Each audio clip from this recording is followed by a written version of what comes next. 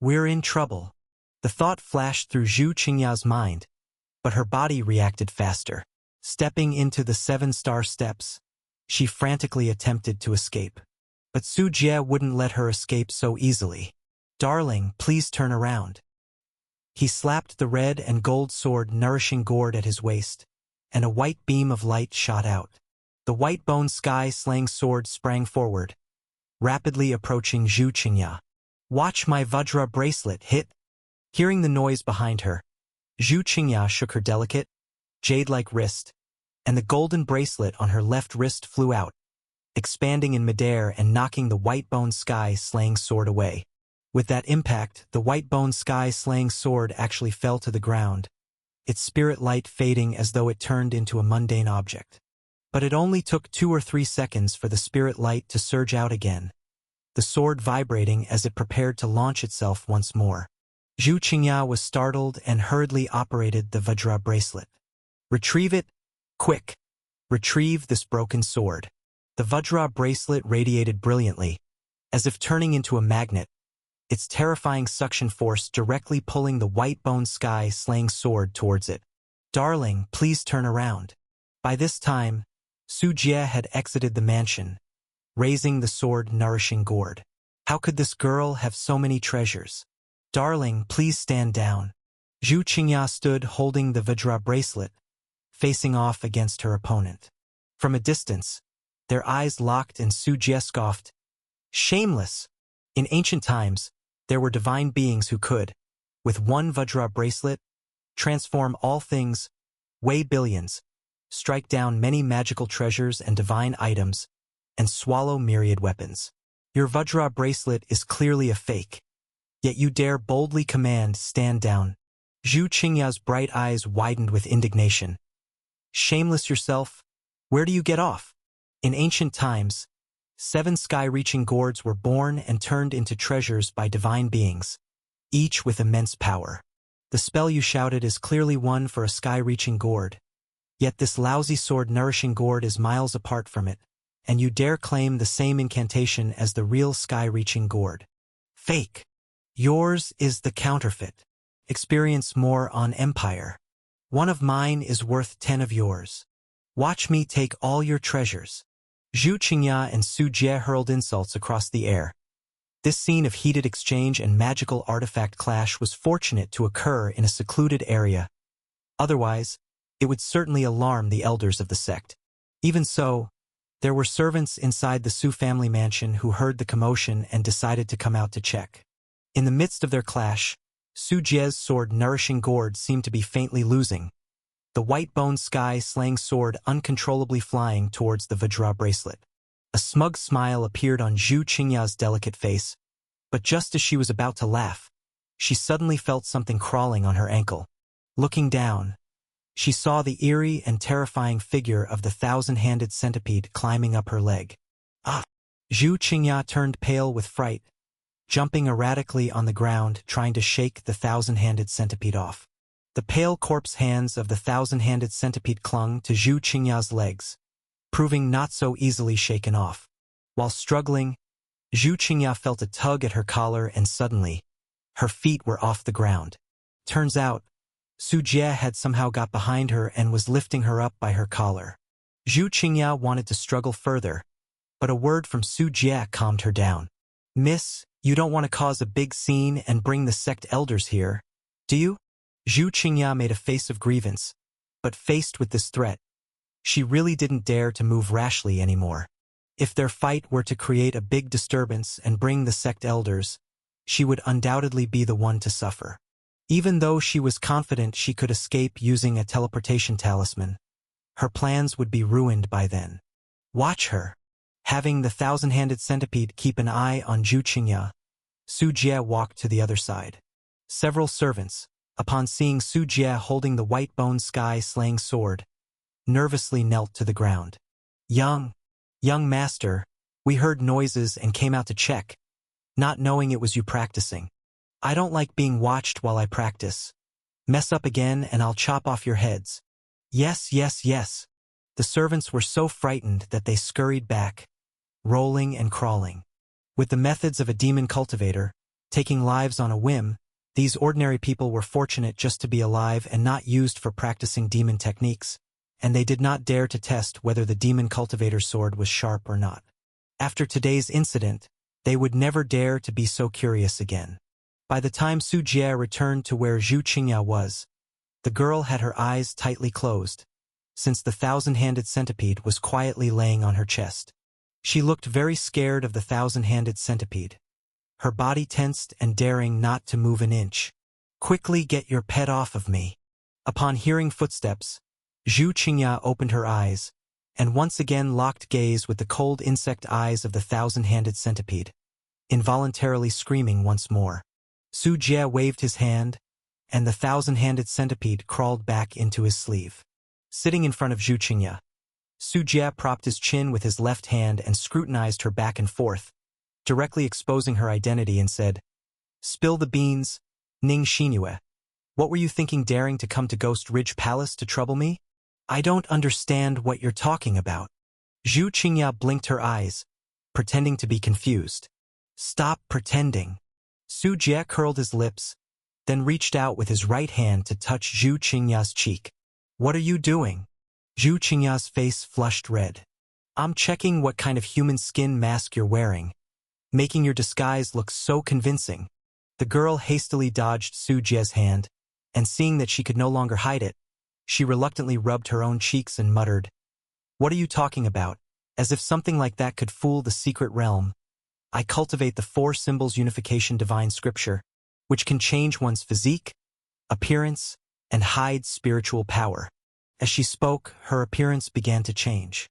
A girl with a face even more beautiful and pure, with picturesque eyebrows, big watery eyes, charming like a blossoming rose, appeared before him. It was indeed Ning Xinyue, the mysterious girl Su Jie had rescued from a slave-trading ship in the past. "No more pretending." Su Jie pinched Ning Xinyue's cheeks, full of collagen, and the touch was as good as ever. "Humph." Ning Xinyue puffed up her cheeks and hummed, saying nothing. "I am, after all, your lifesaver, and this is how you repay me? Is it common to rescue someone by kidnapping and threatening them? That was a fair trade, voluntary on both sides. Is your life not worth a few cultivation techniques?" Ning Xinyue was at a loss for words, but still felt annoyed inside. "Nothing more to say? Leave Ghost Ridge Palace right now. I know you must have some escape magical treasure or talisman on you. Leave now and I'll pretend I never saw you tonight." Su Jie withdrew his hand. Ning Xinyue was no simple girl. Her confident intrusion into Ghost Ridge Palace was clear proof that she had a safety net. "I can't leave yet." Ning Xinyue shook her head like a rattle, adamant about not leaving. Su Jie's eyebrows drooped as he said, Are you still looking to trouble me?" "No, I'm not." "Don't talk nonsense." "Then why are you still here?" "Enjoy exclusive chapters from Empire." Su Jie paused, looking Ning Xinyue up and down, thoughtfully saying, "What exactly is your plan in coming to Ghost Ridge Palace? Lay it out clearly for me." I just came to get back at you." Turning her head away, unable to meet Su Jie's eyes, Ning Xinyue's lying was too obvious to ignore. "Not talking, huh? I'll call someone. Maybe handing you over to the elders for a tough interrogation will get the truth out. They are much harsher than I am." Su Jie pretended to get up, judging from her reaction that this girl's visit to Ghost Ridge Palace was not as simple as seeking revenge. Ning Xinyue grabbed hold of Su Jie, saying, "Wait, just wait. Let me think." "What's there to think about? I didn't hesitate when I saved you." Biting her tender lips, Ning Xinyue finally caved in, gritting her teeth. "You swear to keep it secret, not to tell anyone." "Don't worry, I'm famously trustworthy." Seeing Ning Xinyue's expression, Su Jie realized, just as he had guessed, that this girl had another motive for coming to Ghost Ridge Palace. "Heh!" Ning Xinyue's face was incredulous as she almost scoffed at Su Jie's so-called trustworthiness. "Enough with the nonsense, out with it." Su Jie's face grew stern. This was Ghost Ridge Palace territory after all, where his word was law. "I came here to hunt for treasure." Ning Xinyue hesitated, revealing her true purpose for coming to Ghost Ridge Palace. Hunt for treasure. What treasure? Su Jie's eyes lit up at the mention of treasure. He loved such things best. Ning Xinyue rolled her eyes, vigorously saying, "How would I know what it is? You don't know, and yet you came treasure hunting?" His lips twitched. This time it was Su Jie's turn to be speechless. "I just know that here lies an exotic treasure about to emerge, but I don't know exactly what it is. The recent alien ghost riots in your Ghost Ridge Palace territory, I suspect it has something to do with that." Exotic treasure. Su Jie's breath caught. The so-called exotic treasure, formerly known as an innate spiritual object. Innate spiritual objects are formed naturally by the influences of spiritual energy and other factors between heaven and earth. Unlike man-made magic artifacts, these objects are extremely powerful and possess various miraculous properties. An innate spiritual object in the outside world was something even the major sects' holy lands coveted. Is your theory accurate? Could the alien ghost riots be related to the innate spiritual object? Isn't it just turbulent earth energy? Magnetic field changes causing it? Have there been alien ghost riots at your Ghost Ridge Palace in the past that lasted this long? Hearing Ning Xinyue's words, Su Jie couldn't help but ponder deeply. From the alien ghost riots to now, it had been half a year, while according to some elder disciples of Ghost Ridge Palace, the riots in the past decades had ended in a month or two and never persisted for over half a year. That said, Ning Xinyue's analysis made some sense. Su Jie smacked his lips. Then another thought occurred to him. That can't be right.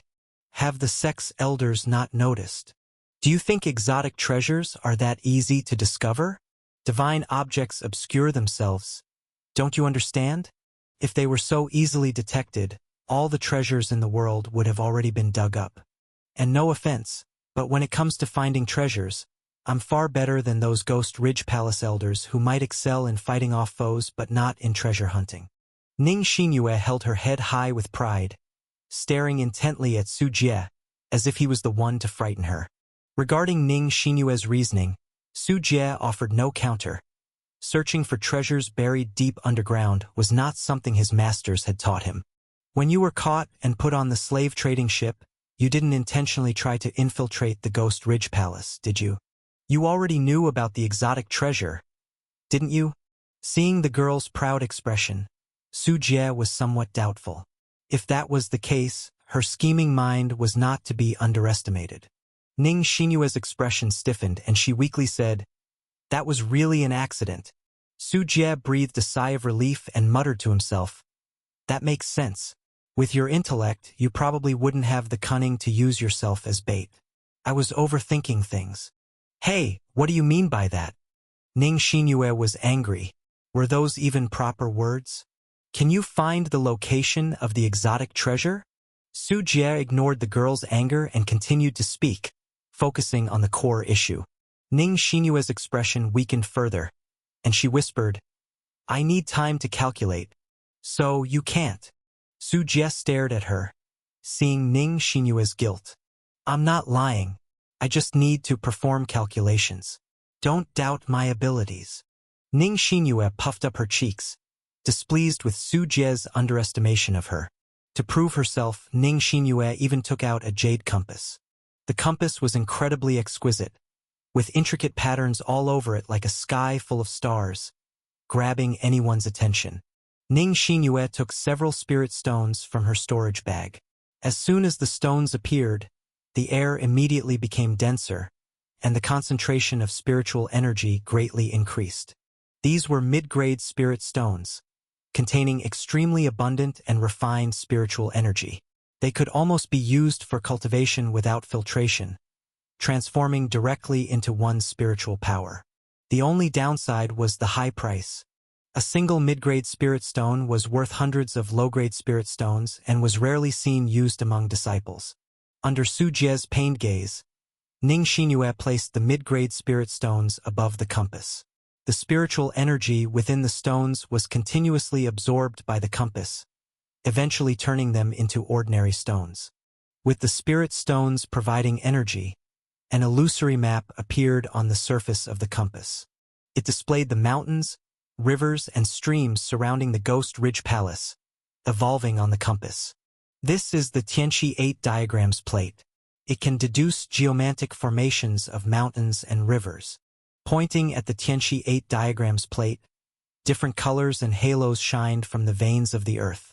Blue represents mineral veins, white represents underground rivers, black represents lurking yin qi, gold represents branches of dragon veins, gray represents.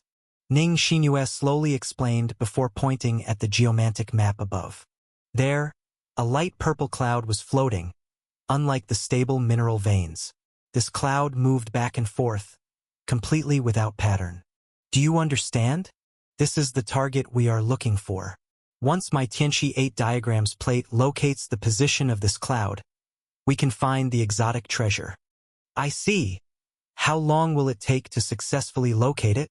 Su Jie nodded, understanding that the purple haze was indeed the aura of a treasure, signifying supreme nobility.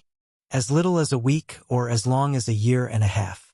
I need to supply energy with spirit stones every day, allowing the Tianqi 8 diagrams plate to calculate. I can't decide when it will be done. That long. Of course, deducing the secrets of geomancy is inherently fraught with difficulties. It's not something that can be deduced at will. I mean, do you have enough spirit stones to sustain that daily investment? Su Jie emphasized. This girl really doesn't treat spirit stones as money. With such an investment, it could run into a huge amount. Ning Xinyue placed her hands on her hips, finally finding something to tease Su Jie about, and retorted, "That's just a poor person's mentality. You should know, even the sect Holy Lands would be tempted by an innate spiritual object. What does a little investment now count for? As the calculations advance, it will require more computing power, so the investment in spirit stones will keep increasing. But once we find the exotic treasure, the current investment will return 100-fold, 1,000-fold. Su Jie calmed down. That was right. The value of an innate treasure could incite bloody battles among sections. Every time an exotic treasure emerged, it caused a storm of bloodshed. Such a treasure, if a sect knew they could deduce its location, they wouldn't blink an eye at investing hundreds of thousands of spirit stones up front. Su Jie was penniless, but for the sect, emitting such an amount was absolutely not a problem. However, Su Jie narrowed his eyes, looking at Ning Xinyue. This girl could bring out so many spirit stones without changing her expression.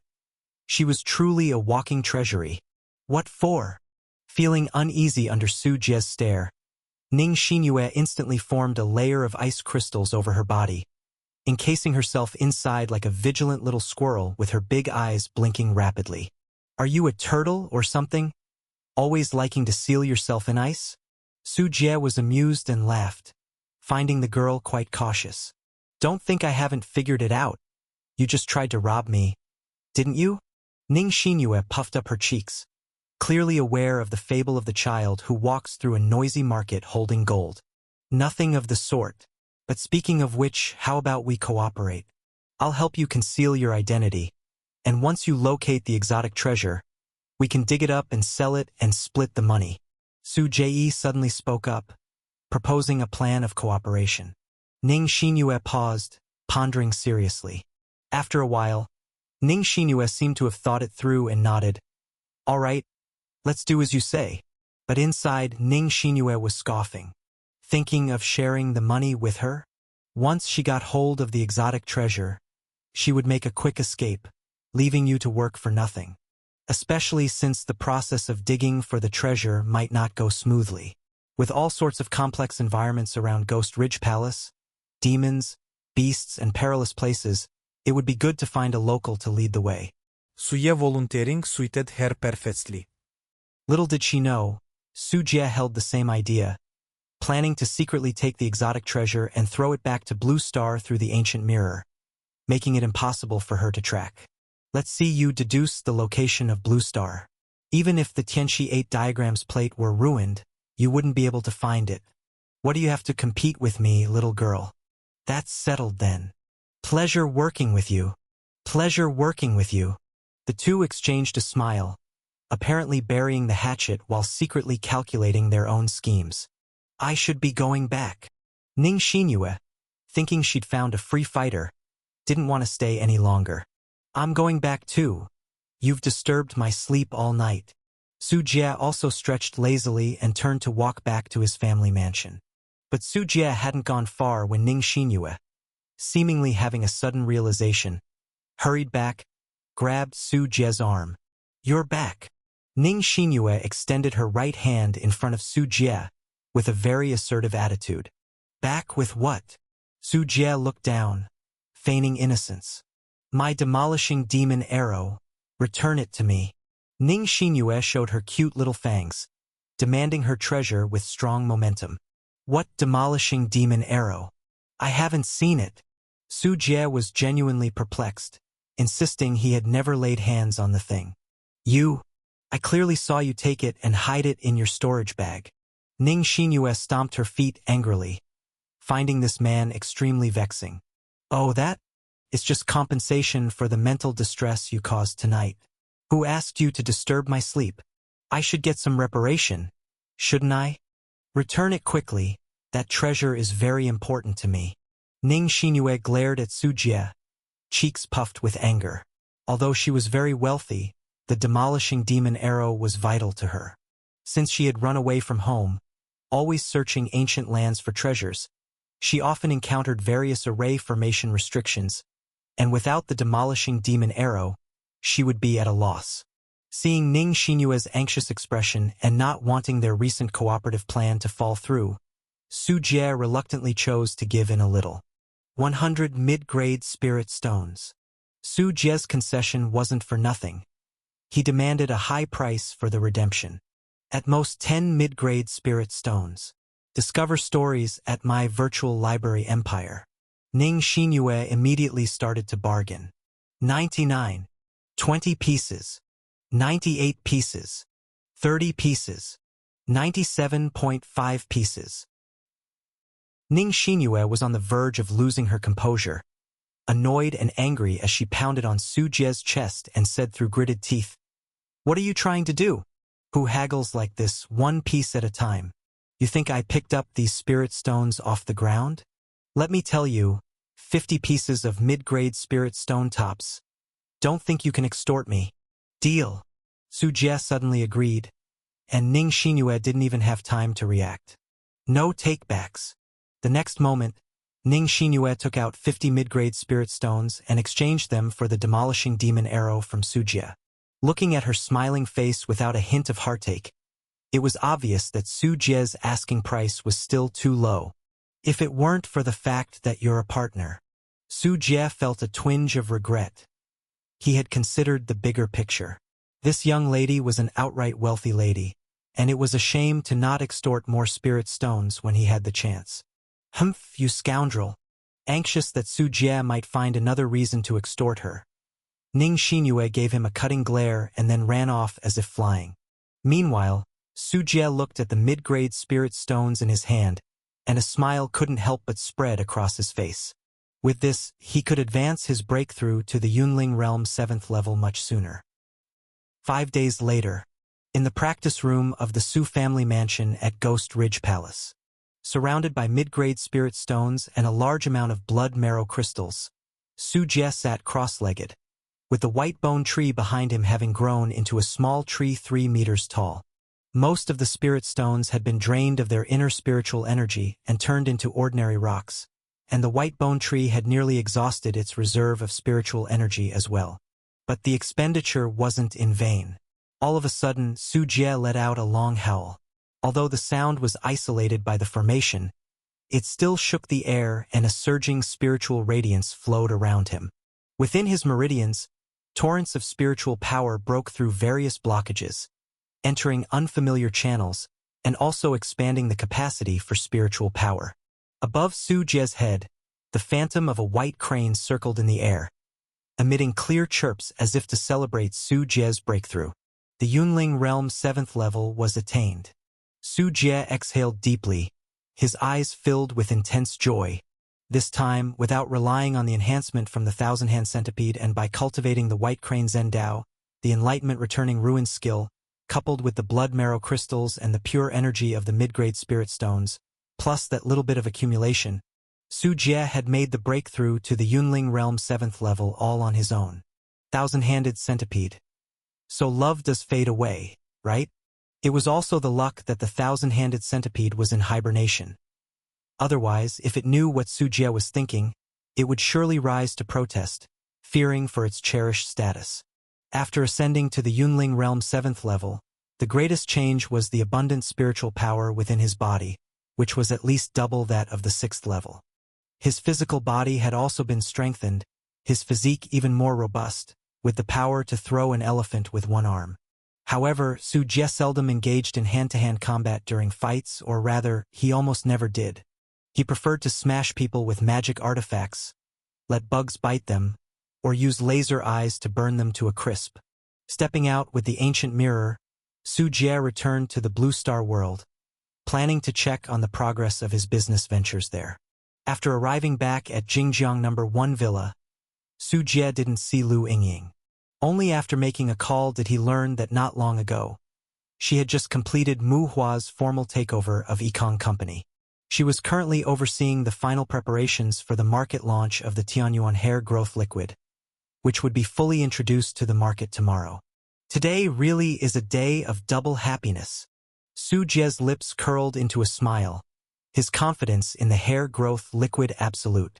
Once this mysterious side product hit the market, all the other hair loss treatments and hair transplants could be dumped in the trash. I'll soon have a huge cash flow, and then it's time to continue expanding my breeding ventures. Whether it's bugs or livestock breeding, I want it all. Su Jie was eager to proceed, especially with the 10,000 soul banner. He wanted to upgrade it to the level of 10,000 yin souls as soon as possible. When that happened, its might would increase exponentially, which would require a lot of livestock souls, all supported by money. Xiao Su, send over the report tomorrow. We urgently need it here. Inside Xiao Ruinfa supermarket, as Su Hong looked at the message from his boss on his phone, pushing the shopping cart with one hand and holding his phone with the other, he sighed softly and complained, "That idiotic boss. Looks like I have to work overtime again tonight. Who knows how much hair I'm going to lose." He tenderly touched his thinning hairline, where not much was left. Su Hong was an internet industry programmer, not yet 30 years old, but prematurely balding. Back in university, he had been a dashing young man, but just a few years of work and relentless overtime had ravaged his good looks, especially his once thick, black hair, which was falling out relentlessly day and night, leaving him with a Mediterranean hairstyle. Looking at his graduation photo from university, it was like looking at a completely different person. I also need to buy some shampoo. Su Hong put his phone back in his pocket and pushed the cart toward the toiletries section. A young sales assistant dressed in the store's uniform eyed him for a while, as if spotting prey, and seamlessly appeared before Su Hong. "Handsome guy, we're having a promotion recently. Are you interested in this Tianyuan hair growth liquid? It's a new product with a powerful hair nourishing effect. The promotional price is only 119 yuan, and there are gifts with purchase right now. No need, I'll just..." Su Hong intended to refuse loudly, but seeing the sales assistant was a good-looking young lady, the words got stuck in his throat. In the end, after the sales assistant's persuasive talk, a dazed Su Hong left Xiao Ruinfa supermarket and only realized what had happened when he got home. Looking at the Tianyuan hair growth liquid in the bag, he almost slapped himself. Find more to read at my virtual library empire. Su Hong. Oh, Su Hong, what are you thinking, you single dog? Can't you show a little bit of willpower? Getting fooled into buying something again, and you didn't even dare to ask for her WeChat. Su Hong started to mock himself, then looked down again at the bottle of shampoo. Hair nourishment. Visible results in 1 week. Moisturizing the scalp. Bringing back the thick black hair of my youth. Shampoos these days are just full of hot air. Seeing the product introduction on the Tianyuan hair growth liquid, Su Hong was speechless. He had tried many things to save his hair, tried all sorts of methods, medication was ineffective, and hair transplants failed due to rejection. He had also been misled by shampoos, falling for tricks like ginger shampoo that claimed to grow hair after washing but ended up being completely useless, harvesting nothing but his tax on gullibility. A price of 120 yuan, I could buy 2 or 3 bottles of regular shampoo instead, and it's such a small amount, enough for maybe a month's use. Su Hong shook his head, justifying his susceptibility to temptation, and now that he had bought it, he thought he might as well just use it. He was too shy to even consider returning it. He picked up the Tianyuan hair growth liquid and went into the bathroom. As he washed his hair, it fell out in clumps in his hands, which deeply saddened Su Hong. What fell wasn't just hair, it was his youth. After showering and using the Tianyuan hair growth liquid, Su Hong felt a coolness on his scalp, as if something was penetrating deep into it. But Su Hong didn't make much of it. He had already lost hope for his hair. Time passed just like that for several days. Su Hong kept to his routine of working from 9 to 5, sometimes staying late until nearly midnight, and upon returning home, he would take a shower and fall asleep as soon as he hit the bed. One day, Su Hong arrived at the office for work as usual. Chen Jun, a colleague from the next workstation, passed by Su Hong's desk and seemed to notice something, asking curiously, Hong, did you go get a hair transplant?" Su Hong, who was hunched over coding, lifted his head and said irritably, "Why would I go for a hair transplant? One transplant costs 20 to 30,000, and I've tried twice, both times were failures. The doctor said my scalp is no good. Why would I waste that money? Then what's that on your head? A layer of fuzz? Or are my eyes playing tricks on me?"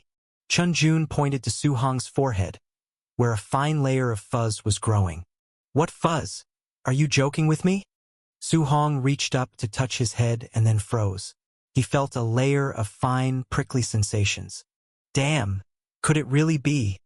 The sensation Su Hong felt abruptly told him that something had changed on top of his head. Rushing to the bathroom, Su Hong saw through the mirror his own scalp, which was previously sparse, was now covered in a large amount of new hair. This new growth was fine and dark, and although it was still just a shallow layer, it was visibly healthy and not at all like weak, fluffy hair.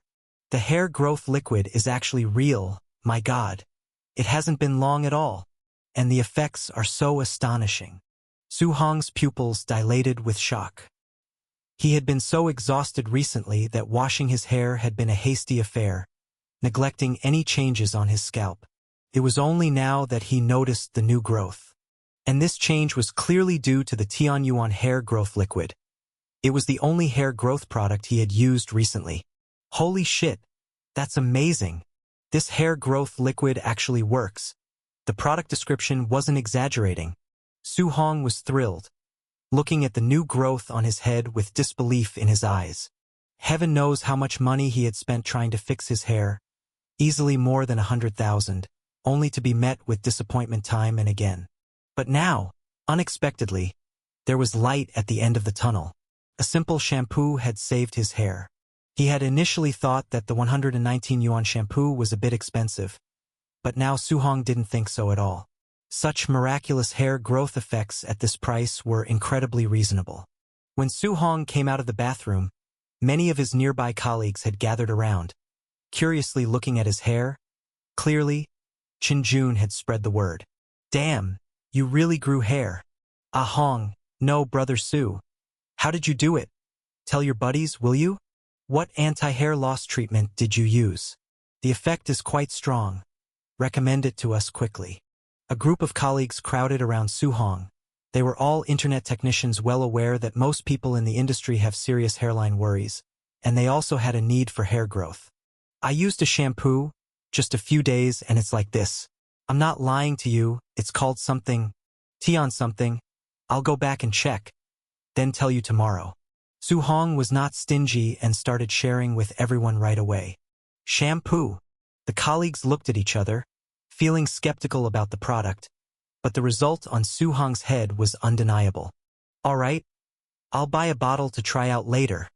After all, a bottle of shampoo wouldn't break the bank, so these colleagues all planned to buy and try it out later. As the days passed, Su Hong persisted in using the Tianyuan hair growth liquid every day, and its effect was remarkably evident. Originally, every time he washed his hair, a lot of it would fall out, but now the shedding had completely stopped. Meanwhile, the newly grown hair kept getting longer, covering the previously sparse areas on his scalp. Su Hong specifically spent several hundred to get a short haircut from Tony, dramatically changing his previous disheveled and sloppy look, making him appear as if he had returned to his college days. One day, Su Hong returned to the company. Once inside, he could see everywhere colleagues who, not long ago, had receding hairlines and bald heads, now sporting new hair growth. At Su Hong's recommendation, everyone had started using the Tianyuan hair growth liquid, and the results were astonishingly good. No matter the type of hair loss, regardless of gender, using the Tianyuan hair growth liquid had improved everyone's condition. First, the hair loss stopped, and then new hair began to grow, resulting in thick, dark hair. Even Su Hong's so-called dumbass boss, who had been bald, now sported thick short hair after using the hair growth liquid, and he was so happy he smiled all day long, treating Su Hong, the major advocate of the product, much better, even though the overtime hadn't decreased at all. Brother Su. Suddenly, a soft call came from behind him. Su Hong turned around and saw Gutingting, the company receptionist, approaching him. In a company where men significantly outnumbered women, Su Hong had previously tried to pursue her. But just as he was starting to show interest, she turned him down because she was very particular about looks, and he didn't pass her attractiveness criteria. Brother Su, are you free tonight? Let's go have dinner together. Looking at the much more handsome Su Hong, Gutingting extended the dinner invitation. Ah, me? Su Hong was stunned. His goddess was actually inviting him to dinner, and he felt like the world had become surreal. Don't you want to? I'd love to. Well, let me treat. Su Hong tried to maintain his composure and dignity, but the joy of being invited by his goddess made it as hard to curb his smile as suppressing an AK. Internally, Su Hong was screaming, Tianyuan hair growth liquid, forever divine. His hair had returned, and now it seemed even love was on its way. This made Su Hong genuinely appreciate and be grateful for the Tianyuan hair growth liquid. This kind of scenario wasn't only happening to Su Hong. Tianyuan hair growth liquid had started off unknown, spending money on advertising on major e-commerce platforms, radios, and televisions during its launch, but with poor results in attracting traffic, even going so far as to employ infomercial tactics to make it more widely known. Lu Yingying hired a few actors with a very master-like demeanor, who sat on TV claiming to be the 56th generation descendant of a royal court physician or from a family of traditional Chinese medicine, saying things like, after much thought and struggle, I've decided to break with our ancestral tradition and contribute our secret formula, and other such advertising tactics. But despite the money spent, the results weren't very good. These days, people have developed a high immunity to all kinds of messy advertisements, and those willing to spend real money were initially few. Discover hidden stories at My Virtual Library Empire. However, a week after the first batch of customers used the product, astonishing hair regrowth effects appeared, astonishing men and women troubled by hair loss. And hair is something outwardly noticeable, so when a person suddenly grows more hair, a coworker who used to have an M-shaped forehead grows front bangs, a neighbor with a receding hairline now has thick hair, and a previously bald friend grows a full head of black hair. Such examples were seen by many and word of mouth spread like wildfire, making this the best form of free advertisement. Consequently, sales of Tianyuan hair growth liquid in major supermarkets and on e-commerce platforms skyrocketed. In all channels, during the first week, Tianyuan hair growth liquid sold merely 20,000 bottles, even with extensive advertising.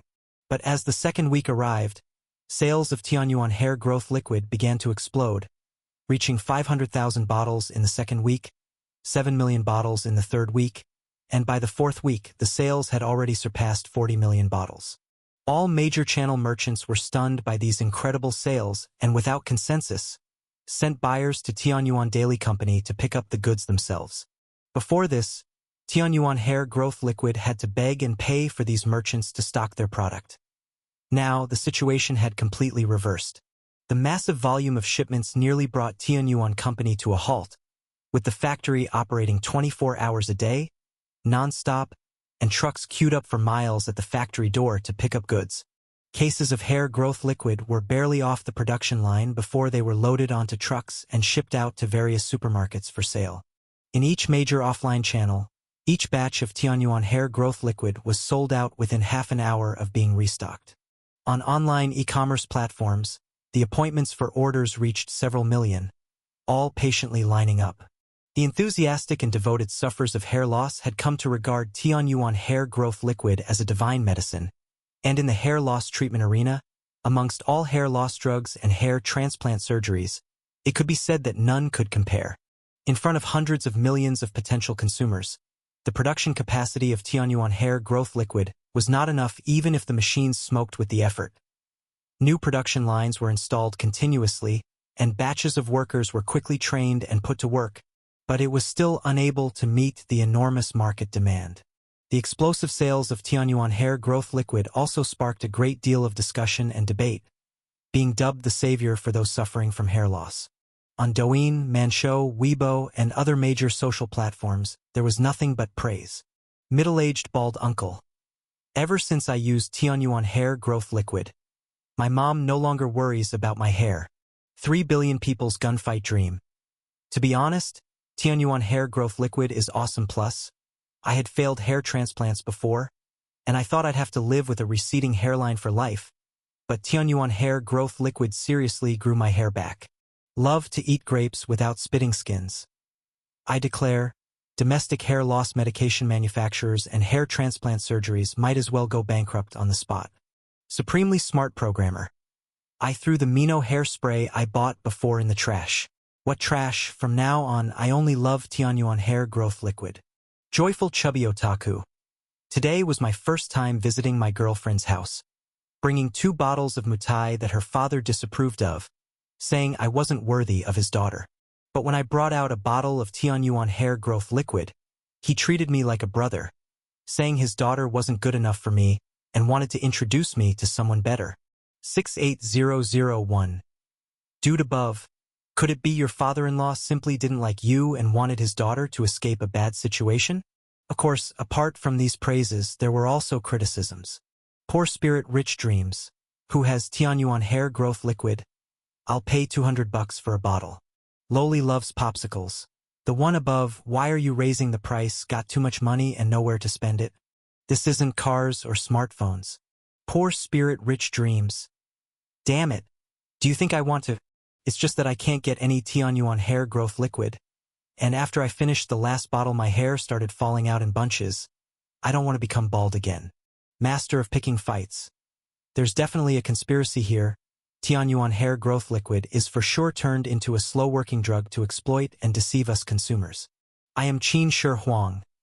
Are shampoo companies now doing hunger marketing? I resolutely resist such trash companies and trash culture. Poor spirit rich dreams. Seriously, who has Tianyuan hair growth liquid? I'll raise my offer to $250 a bottle. I am Qin Shi Huang. Add me 28473638.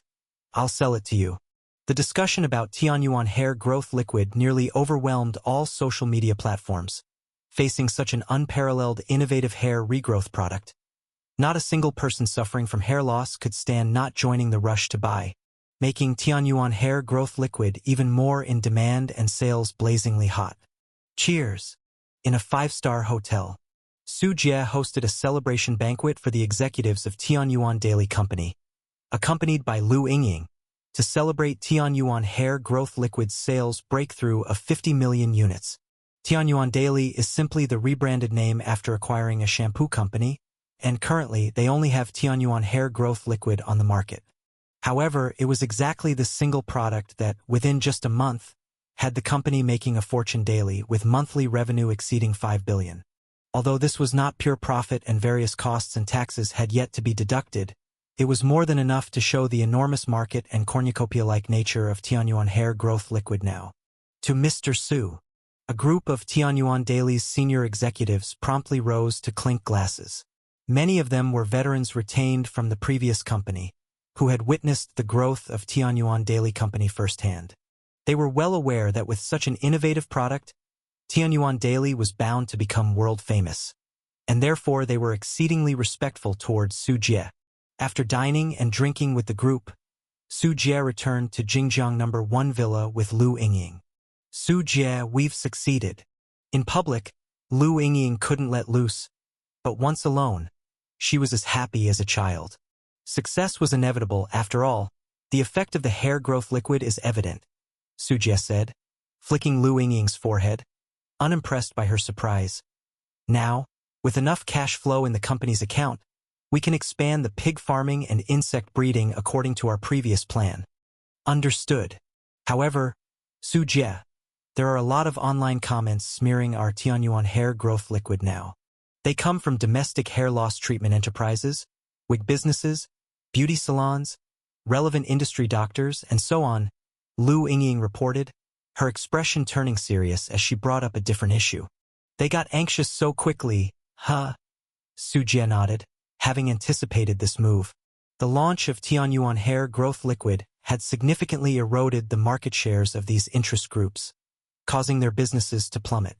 As the main culprit, it was expected that they would take action to retaliate. Su Jie opened his phone, browsed online, and sure enough, there were many sensational news stories smearing Tianyuan hair growth liquid. Ma Tingkong, an expert in hair disease and gene therapy for hair disease, hair transplantation, renowned dermatologist, professor, and doctoral supervisor, recently spoke up, claiming the effectiveness of Tianyuan hair growth liquid is unclear, and it could produce some extremely severe side effects, such as skin cancer. A hair loss patient suffered from severe allergic reactions all over the body, and persistent rash after using Tianyuan hair growth liquid, and is still hospitalized to this day. Multiple victims of Tianyuan hair growth liquid have come forward, stating that the product has made their hair loss even worse. All these news stories were completely fabricated without any shred of truth. The sources and authenticity had virtually no value, and it was clear to any discerning person that they were the work of internet trolls. But not everyone is wise, and there were still many people online who were deceived, leaving likes and comments below the posts. These can't hurt us. Are there any other tactics in play? Su Jie continued to inquire, confident in the undeniable effectiveness of Tianyuan hair growth liquid, which these accusations couldn't undermine. Besides these, the largest hair loss treatment company in the country, Linghui Pharmaceutical Company, has made a move. They've introduced a health product aimed at hair loss treatment called Yafa Hair Growth Liquid, which also boasts impressive hair growth effects. We've tested it, and indeed, it works very well. It's only slightly less effective than our Tianyuan hair growth liquid. Lu Yingying raised another more serious issue, causing Su Jie to pause momentarily. They cracked the secret of our Tianyuan hair growth liquid? Su Jie looked at Lu Yingying with suspicion. Could Blue Star's technology be so advanced that they could decipher the effects of radiation from ghost hair? At first, I thought the same, but after we bought back their Yafa hair growth liquid for testing, the result. Lu Yingying shook her head, her face expressing annoyance as she explained. We found the components of Tianyuan hair growth liquid in their product. We suspect that they bought our Tianyuan hair growth liquid, diluted it, and then filled their own Yafa hair growth liquid bottles with it. That works for them? Aren't they losing money? Su Jie rubbed his temples, shocked by the rogue moves of these competitors. Really, to make money, they'll resort to any means. They sell it at a much higher price, marketing it as a health product. Moreover, this brand is a big company, a well-known brand. The best-selling alopecia topical medication in our country used to be the foreign Aster Company's product represented by Linghui Company, a drug called Mino Hair Growth. So, many people trust the products produced by Linghui, and many are willing to pay a high price for this product, which is why they can make a profit. Stay updated via my virtual library empire. Additionally, in remote areas not covered by our sales, many people still don't know about the existence of Tianyuan hair growth liquid. There, they sell their product at an even higher price. Lu Yingying was also furious about this because the Tianyuan hair growth liquid had just been launched and was lesser known. There would always be people who trust these so-called big brands and big manufacturers. We can't let them get away with this. Disclose the information. Su Jie was very upset. His painstakingly produced hair growth liquid was being sold by others as their own product. Although their sales don't significantly affect Tianyuan hair growth liquid's market, it's just infuriating. I've already asked the company's lawyer to prepare the lawsuit materials and issue a statement revealing the despicable actions of this company. Lu Yingying said, determined not to let Linghui Company take advantage of Tianyuan hair growth liquid without consequences. Besides that, I'll help gather some evidence on my end. Suye added. The effectiveness of a lawsuit is limited. Such profit-driven companies would definitely delay as long as possible, and if it really came down to it, they'd drag out the lawsuit for years. By the time they'd have to settle and pay a trivial sum, they would have made enough money, and by then, Tianyuan Hair Growth Liquids brand would be established, and they could retire on their success. Thus, it was necessary to use public opinion to press them and let more people know about Tianyuan Hair Growth Liquid so that companies like Linghui couldn't exploit loopholes. The main issue was that our production capacity was struggling to keep up. But once our hair growth liquid production increases, it'll be better. Right now, the construction of 3 new factories will soon be completed, and the workers have all been trained. Then we'll be able to meet domestic demand and also expand to international sales. Oh, going international, huh? Su Jie's eyes brightened. The domestic demand for hair growth liquid would slowly decline. Although there were over 200 million potential users, not all patients with mild hair loss would buy it. And there was also the issue that patients are always anxious about new products, requiring time to cultivate brand trust. Right, we've already started preparing for it.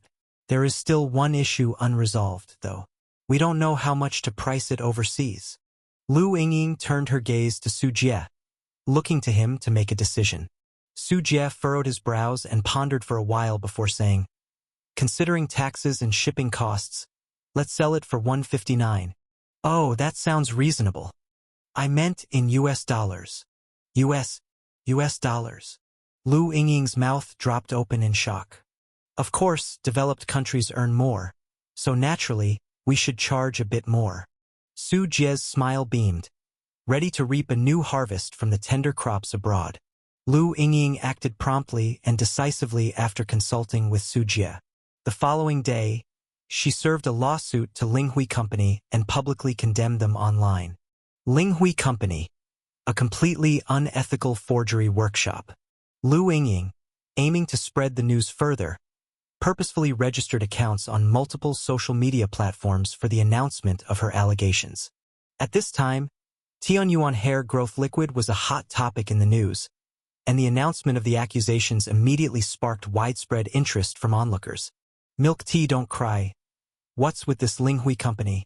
Pouring Tianyuan hair growth liquid into their own health products and then selling them at such high prices. It's mind-blowing. Chirp chirp wobble. I don't think that's necessarily the case. Linghui is a well-known company with a long-standing reputation. Their Mino has always been effective. It's likely they've developed a new product, and Tianyuan is just trying to suppress its competitor because they see a threat. July's Nico. To the person above, a neighbor of mine bought Linghui's hair growth health product, and it also takes effect within a week. But if one stops using it after a month, the hair falls out. How do you explain the striking similarity between the two companies' products? Lychee Kitten questioned exactly, why did Linghui have to launch a hair growth health product just after Tianyuan hair growth liquid was released? I don't believe in such coincidences. Sunken Starry Evening. Have you noticed how beautiful the CEO of Tianyuan Daily Company is? All I think about is roundness. +1. Indeed beautiful. Zilzui. I noticed too. This woman has appeared in Tianyuan Home, Tianyuan Daily, and Mu Hua Food, along with the last Mu Hua acquisition case and the Ekong merger case. This woman's background is really intriguing. Online public opinion quickly fermented, with most people siding with Tianyuan hair growth liquid since the similarity in products was easy to spot. Faced with the ferocious wave of public opinion regarding the baseless slander from Tianyuan Daily Company, we at Linghui Company have been established for 23 years, possess numerous world-class patents and research institutes, and Yafa hair growth liquid was completely independently developed by our company. Every drop and every bottle is produced and assembled in-house. Linghui Company solemnly declares once again that it will use legal measures to sue Tianyuan Daily for their slanderous actions. After issuing the statement, more healthcare-related companies and doctors came out in support of Linghui Company. Kongshuan Pharmaceutical. Support Linghui Company in protecting its legitimate rights and interests and fighting malicious competition. Qian Zhongshuan, famous haircare medical expert Linghui Company is a large mature company with top-notch industry research and development standards. Tianyuan Hair Growth Liquid is not the only company in the world that can develop good anti-hair loss products. Qingzhou Chain Beauty Salons. We have been partners with Linghui Company for many years. Linghui has always prioritized integrity. I believe in them. These statements were in stark contrast to most of the public opinion, as most ordinary people supported Tianyuan Hair Growth Liquid, while these experts and pharmaceutical companies backed Linghui Company. Both sides furiously argued online, each hurling insults at the other. Then, just a few days later, a news piece broke that completely reversed the trend of the quarreling. Recently, our country has made significant breakthroughs in the field of hair care, with the revolutionary Tianyuan Hair Growth Liquid emerging. This product not only breaks the foreign monopoly in the hair care sector, but also demonstrates our country's ability and strength to ensure the health care of all its citizens. This news might not have meant much on any other platform, but coming from the CCAV 7 o'clock news program, the impact and effect was sensational. This was essentially a national endorsement, something Linghui Company couldn't touch. But that wasn't all. That same evening, a video went viral online. The video was shot at the local contract manufacturer for Aster hair growth drugs, where production lines had been repurposed. In the video, it was clearly visible that bottles of Tianyuan Hair Growth Liquid were being unboxed and emptied, then mixed into Linghui's own Yafa Hair Growth Liquid. The video was shot in a wide angle, capturing the factory setting, workers, and company logo, making it tough to deny. Following these two major news items, public opinion online instantly experienced a drastic turnaround. Always my fault. Ha! I told you so. Now that the country has stepped in, what more can your Linghui Company argue? Steam furious. It's just shameful. Still a long-established company? Mr. Liu was right, it's nothing but a forgery workshop. Iron Road as vast. What can Linghui Company possibly say now? Hope everyone informs their relatives and friends not to be fooled by Linghui's disgusting tricks. If you want to treat hair loss, just trust Tianyuan Hair Growth Liquid. It has even been certified by the state. Just a passerby. Personally, I think although Linghui Company's methods aren't great, they are considering the consumer. We don't want to see a monopoly by a single product in the market, do we? Then they'll just manipulate us consumers arbitrarily, raising prices whenever they want. Yellow is a serious color. Get lost, stealing other stuff and forging, and you still have the guts to justify it, and it's pricier than others. I'd rather Tianyuan Hair Growth Liquid monopolize the market. A fleeting dream too. Others monopolize with technology. If you're capable, then research your own hair growth drug. Stealing from others and still having the power to shout about it, get lost. Facing overwhelming denunciations, Linghui Company deleted their counterclaim articles and decisively shut down the comments section, opting to lie low. The previously warring factions, those healthcare companies and expert scholars who supported Linghui, were dragged out one by one for cyber lynching, receiving vicious lashings online with swathes of comments celebrating the great victory of Tianyuan Hair Growth Liquid. On the sales front, exposed for forgery, sales of Linghui's Yafa Hair Growth Liquid plummeted to rock bottom, completely losing its ability to compete with Tianyuan Hair Growth Liquid. Experience more content on my virtual library empire. Seizing the opportunity, Tianyuan Hair Growth Liquid advanced victoriously.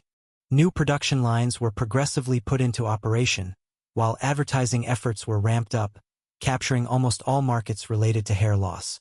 Like a sweeping storm, Tianyuan Hair Growth Liquid's market share climbed steadily, reaching well over 90%, leaving no company capable of competing. Related companies suffered greatly, with wig companies, hair loss drug companies, and beauty salons either shutting down or being forced to change industries or cut projects, as the market was completely dominated by Tianyuan Hair Growth Liquid. Having accomplished a full sweep of Hua country, under the leadership of Liu Yingying, Tianyuan Daily Company then began its march overseas, aiming to extend its conquest abroad, using Tianyuan Hair Growth Liquid to meticulously annihilate competition.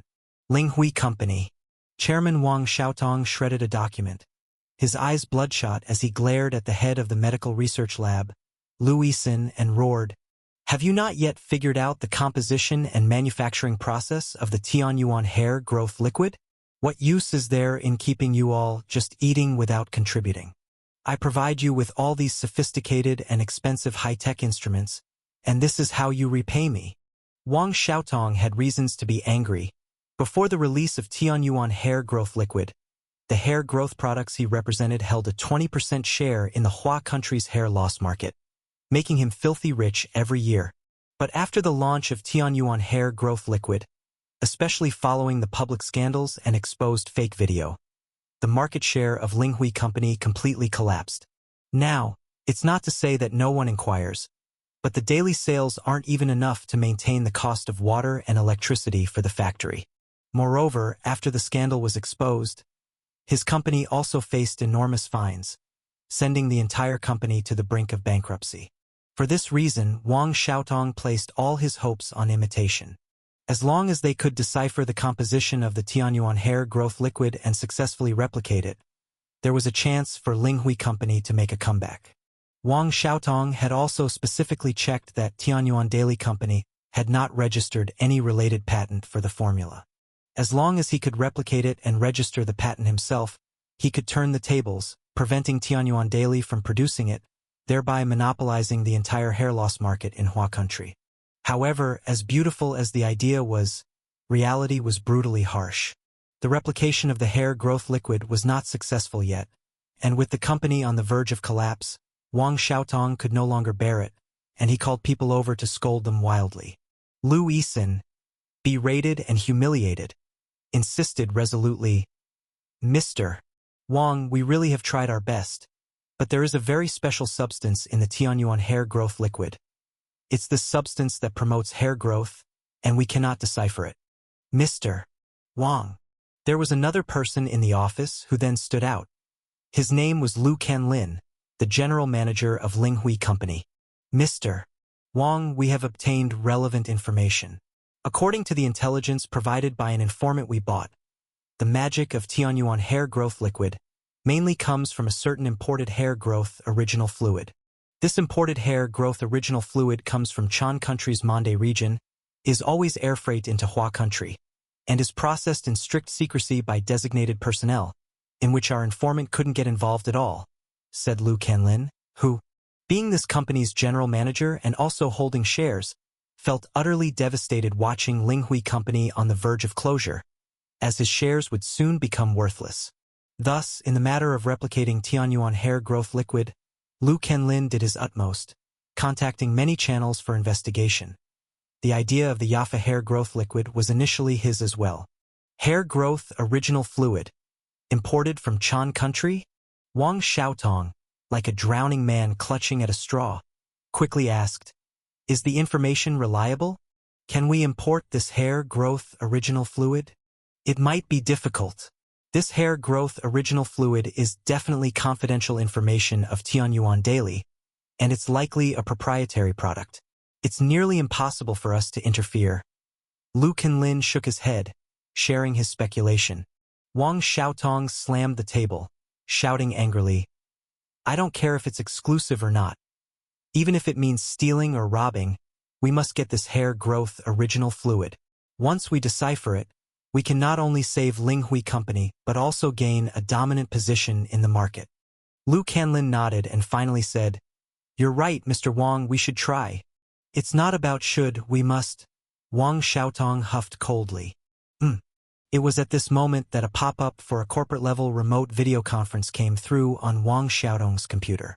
Wang Xiaotong glanced over, was immediately startled, quickly reined in his anger, and clicked on the video pop-up.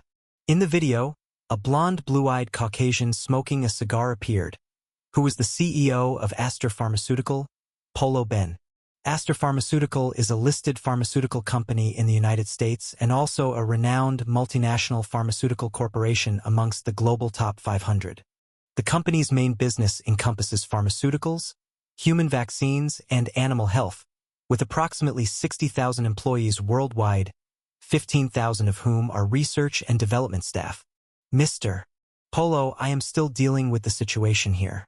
Please give me a little more time, and I will have a result for you shortly," Upon seeing Polo, Wang Xiaotong immediately became submissive in his tone. In the video, Polo, who appeared to be about 60 years old, was dressed in a finely tailored suit and spoke calmly.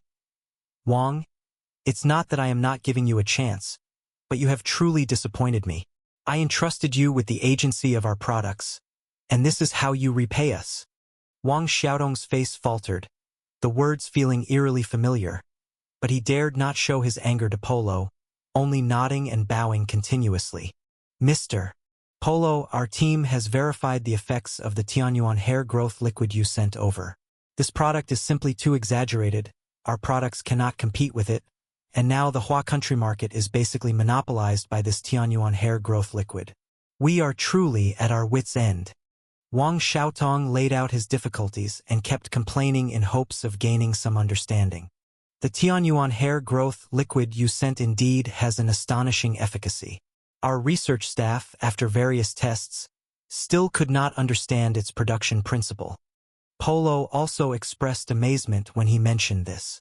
It's worth noting that modern technology is highly developed, and the components and principles of a drug can be easily analyzed once it is developed, with perhaps only the purity differing due to different production techniques. Essentially, it is not difficult to replicate a drug and produce it. The real reason pharmaceutical companies do not replicate is the existence of patent barriers. Before a patent expires, everyone adheres to the rules of the game. Of course, there are those who do not play by the rules, such as Brother Asan's rampant generics. However, even a multinational pharmaceutical corporation like Aster could not decipher the ingredients and principles of the Tianyuan hair growth liquid, which perplexed and baffled them greatly. Yes, that's exactly our problem, but I have already found a solution. Experience tales with my virtual library empire. Wang Xiaotong became excited and began to explain his next plan to Polo. Mr. Polo, we discovered that the miraculous effects of the Tianyuan hair growth liquid are all due to a hair growth original fluid that is effective. This hair growth original fluid originates from the Mande region in Chan country. We are preparing to go there to obtain the respective production formula. And we also hope Aster Company could provide some assistance, given our current shortage of manpower. Polo squinted his eyes, listening to these words, exhaled a smoke ring, and his eyes briefly showed interest. I hear that Chan country is quite chaotic. I can provide some military support from my side. As long as we can obtain the hair growth original fluid formula, we can collaborate on its development. With Aster Pharmaceuticals' reputation, we can quickly monopolize the market. For Aster Pharmaceutical, hair loss medications are just one of their many pharmaceutical products, constituting only a few billion US dollars of the company's revenue, considered insignificant for the core of the company. However, that was before the miraculous efficacy of the Tianyuan hair growth liquid came to light, which became effective in a week, was affordable, free of side effects, and could potentially capture most patients with hair loss. This is a massive market with hundreds of millions of patients and nearly $1 trillion in market size. Once seized, it could absolutely make Aster Pharmaceuticals' market value multiply several times, and this was the real reason behind Polo's interest. Mr. Polo, with your words, I am reassured. In that small place, we can definitely get our hands on the hair growth original fluid formula. Wang Xiaotong was extremely excited and confidently made a promise. I look forward to hearing good news from you. Polo was non-committal and hung up the phone. Meanwhile, Wang Xiaotong, looking around at Lu Canlin and Lu Yisin in the office, waved his hand grandly. Get ready immediately. We will depart for Chan country to retrieve the formula and let our Linghui company regain its peak. Lu Canlin's eyes blazed with excitement, and Lu Yisin, not wanting to lose his job, agreed readily. In the East Chin state of Chan country, on the road towards Mande City, two off-road vehicles trudged along a muddy, dilapidated trail. Due to a torrential downpour the previous night, the cars had been stuck in mud pits multiple times, forcing the passengers to get out and push while filling the holes, dirtying themselves in the awkward process. In the leading off-road vehicle sat Wang Xiaotong, Lu Canlin, and Lu Yisin, with a local guide doubling as a translator driving. The vehicle behind them carried the guard team they had hired to ensure their safety throughout the journey. What kind of crap road is this? It's just not meant for driving, Wang Xiaotong said with a resigned expression, his trouser legs and sleeves still caked in mud from the recent ordeal of pushing the car. Boss, this is how it is around here. But once we get past this section and reach the Mande region, it'll be much better. The guide, Kai Gung, explained cheerfully, already accustomed to the bumpy, mucky roads. In the passenger seat, Lu Yisin, the weakest of the body, turned pale. Suddenly feeling nauseous again, he quickly stuck his head out the window and retched violently. Lu Kenlin frowned, observing the tall, forest-covered mountains on either side of the road, an untamed jungle yet to be developed. He was beginning to doubt whether the information he had collected was indeed accurate. Could such a place really have hair growth original fluid? As he contemplated, a road marker came into view, with the characters for Mande written in Chan Country's script on it. The jolting sensation suddenly smoothed out as the car entered a concrete road, a two-way thoroughfare that extended further than the eye could see. Wang Xiaotong finally understood why Kai Gung had said it would be better once they entered the Mande region. This is Mande. It's very different from other parts of our country, isn't it? Apart from the capital and other large cities, it's rare to see roads like this elsewhere. Kai Gung spoke with pride as he slowed down upon seeing several military police on duty ahead, rolling down the window. Wang Xiaotong thought Kai Gung was going to hand over money to pass through, as they had encountered several checkpoints along the way that had required a bribe to cross. Unexpectedly, Kai Gung merely greeted the military police. The officers, accompanied by German Shepherd police dogs and wielding scanning devices, waved them through after not detecting any contraband. Your next journey awaits at Novelbin. Calm. Wang Xiaotong was surprised and couldn't help but ask, do the military police here really not take bribes? Kai Gung smiled and replied, they used to, but since the new leader came to power, they stopped the random exaction of money. They've switched to inspecting for contraband and prevent opium from being transported here. The three men looked at each other. In Chan Country, opium was rampant and an important source of income for many local warlords. To encounter a place that actually enforced an opium ban was unexpected. The two off-road vehicles continued along the concrete road, and Wang Xiaotong made a surprising discovery. This area was vastly different from what he had seen in other parts of Chan Country. In territories controlled by other warlords, one could see many human-pulled rickshaws, horse carts, ox carts, and other modes of transportation on the roads. But here, most of the vehicles were motorcycles and some inexpensive small cars, reminiscent of Hua Country when its economy had just begun to take off. In some of the fields, Wang Xiaotong also noticed modern agricultural machinery at work, including harvesters and tractors. In other parts of Chan Country, water buffaloes were still the primary source of labor for fields. The car entered the Mande region around noon, right when students were getting out of school. Everywhere, students could be seen carrying backpacks, joking and playing around, or biking home, their numbers unprecedented. In Chan Country, the enrollment rate for schools was extremely low. The government hardly allocated any funds for education, with educational expenses accounting for less than 1% of fiscal revenue. Even the few students who did attend schools were largely concentrated in big cities under government control. Local warlords didn't bother to spend money on education, leaving most school-age children without the opportunity to attend school. Yet in the Mande region, Wang Xiaotong saw crowds of students, which he found utterly astonishing.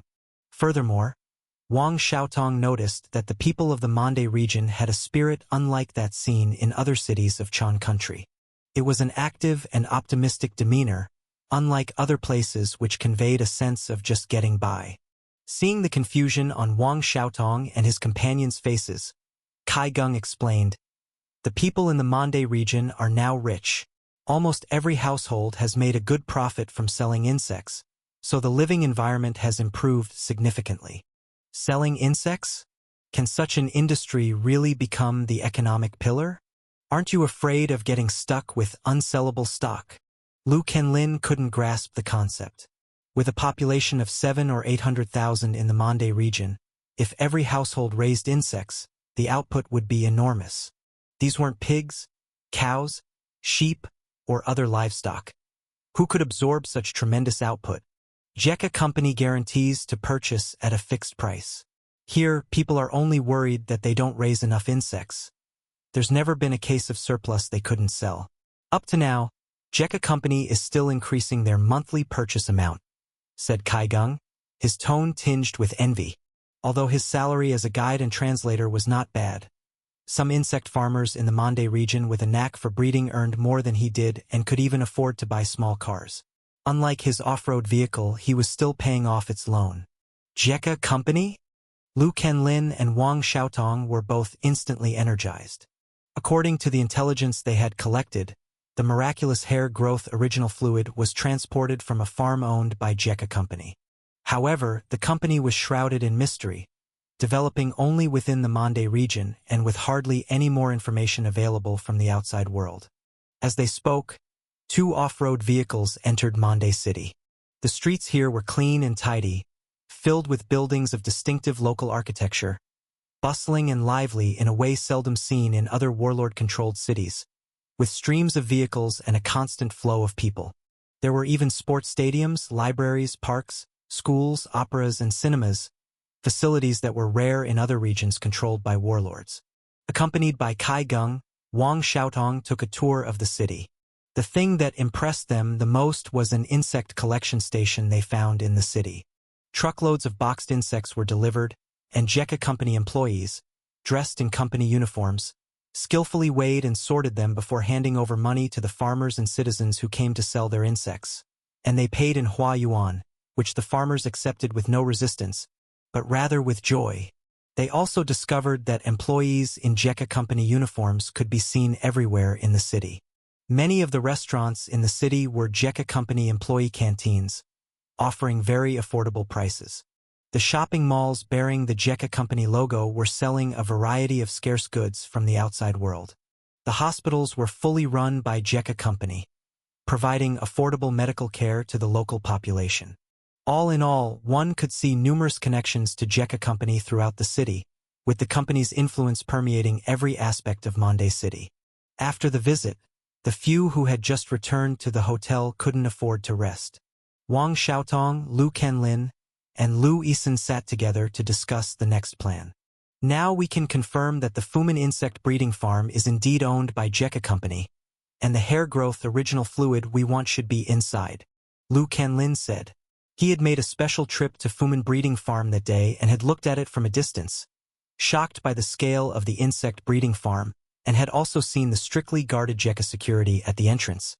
Wang Xiaotong's brows were furrowed as he said, "Our problem now is whether we can persuade JECA Company to sell the hair growth original fluid to us." That. Lu Yisan, who had always had a low presence, now raised his hand and said in a low voice, "I suspect that JECA Company's large-scale insect breeding might involve extracting some substance from the insects to manufacture the hair growth original fluid, which must be very important to JECA Company. How much money do we need to spend to buy the formula for the hair growth original fluid? Since they're willing to sell the hair growth original fluid to Tianyuan Daily, that means as long as the value is sufficient, we can also purchase the formula. However, I would prefer to acquire the formula at a smaller cost." Wang Xiaotong had his own schemes in mind. The people from Aster Company wouldn't arrive until the day after tomorrow, and at the moment, there was hardly any capital left on Linghui Company's books. He hoped to get the formula in advance to take a leading position in the upcoming cooperation, so he wasn't planning to take the conventional route. Otherwise, if they really did make an offer for the formula, his funds would definitely be insufficient, and if they let Aster Company underwrite it, he would be out of the picture by then. "Shall we set off now?" Lu Kenlin was also somewhat impatient. What these two didn't know was that, due to their lack of information, if they stayed a little longer, they could have found a photo of Lu Yingying from JECA Company and thus understand the connection between JECA Company and Tianyuan Daily. The group, accompanied by the translator Kaigung, arrived at a house in Mande City, which belonged to a manager at Fumin Breeding Farm. After ringing the doorbell, a middle-aged man wearing traditional Chan country clothing opened the door.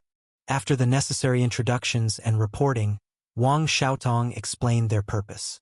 Manager Min San, this is a token of our goodwill and sincerity, Wang Xiaotong said with an enthusiastic smile, as a case was pushed in front of Min San and opened, revealing a set of very exquisite and expensive gold ornaments. What do you gentlemen mean by this?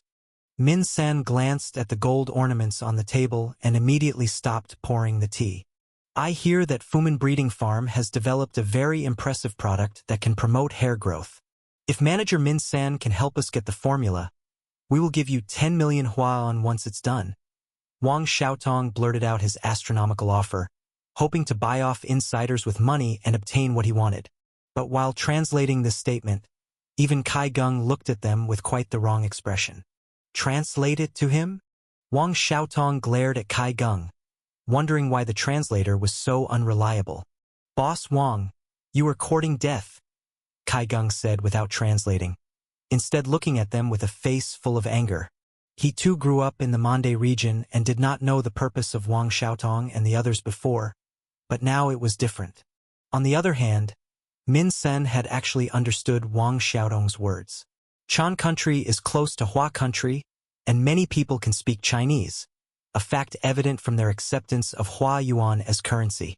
Especially now that the boss is Chinese, leading by example, nearly everyone in the company can speak Chinese. I do not welcome you here, now get out immediately. Min Sen's face turned ashen as he stood up abruptly to evict the visitors. Wang Xiaotong was dumbfounded, not understanding why Min San reacted so strongly. Before coming here, he had researched the income situation in the Chan country region. The average monthly income was only equivalent to a few hundred Hua Yuan, and he thought his offer of 10 million Hua Yuan was enough to dazzle and buy any executive. 20 million. I am offering 20 million Hua Yuan as compensation. You just have to lift a finger to get 20 million Hua Yuan. If you refuse, you'll never earn this amount in your lifetime. Wang Xiaotong's words were seductive. If money could solve the problem, there was indeed a good chance of success. But it wasn't just about money. Min Sen's face turned utterly dark as he said coldly, I told you, I do not welcome you here. It doesn't matter how much money you offer. I will not help you. Having said that, Min San made his move to expel them. As for taking money to spy, of course the money tempted him, but he was even more afraid for his life. Not long ago, Jekka Company had purged a large number of officials and businessmen in the Mande region, and even corrupt executives within Jekka Company were shown no mercy, with a shocking number of heads rolling. Having just lived through such events, Min Sen had no courage to undertake such actions. Moreover, only Su Jie had access to the central laboratory at Fumin Breeding Farm. Min San didn't even have the qualifications to get near, and all the hair growth original fluid came from the lab, protected by Jekka security. He was risking his head if he tried to get his hands on it. Wang Xiaotong and his colleagues were unceremoniously thrown out the door, and with the door slamming shut behind them, Min Sen's figure disappeared from view. Crap! This piece of crap! Refusing money even when it's right in front of him. Wang Xiaotong was both shocked and furious, unable to understand why his generous offer failed to buy even a single executive. Why don't we try other executives? Surely someone will be tempted by the money. Lu Kenlin was equally puzzled, but he didn't believe everyone was so unyieldingly principled. We can lower our demands. Even if we can't get the formula, just getting the hair growth original fluid might work. We can analyze it with machines.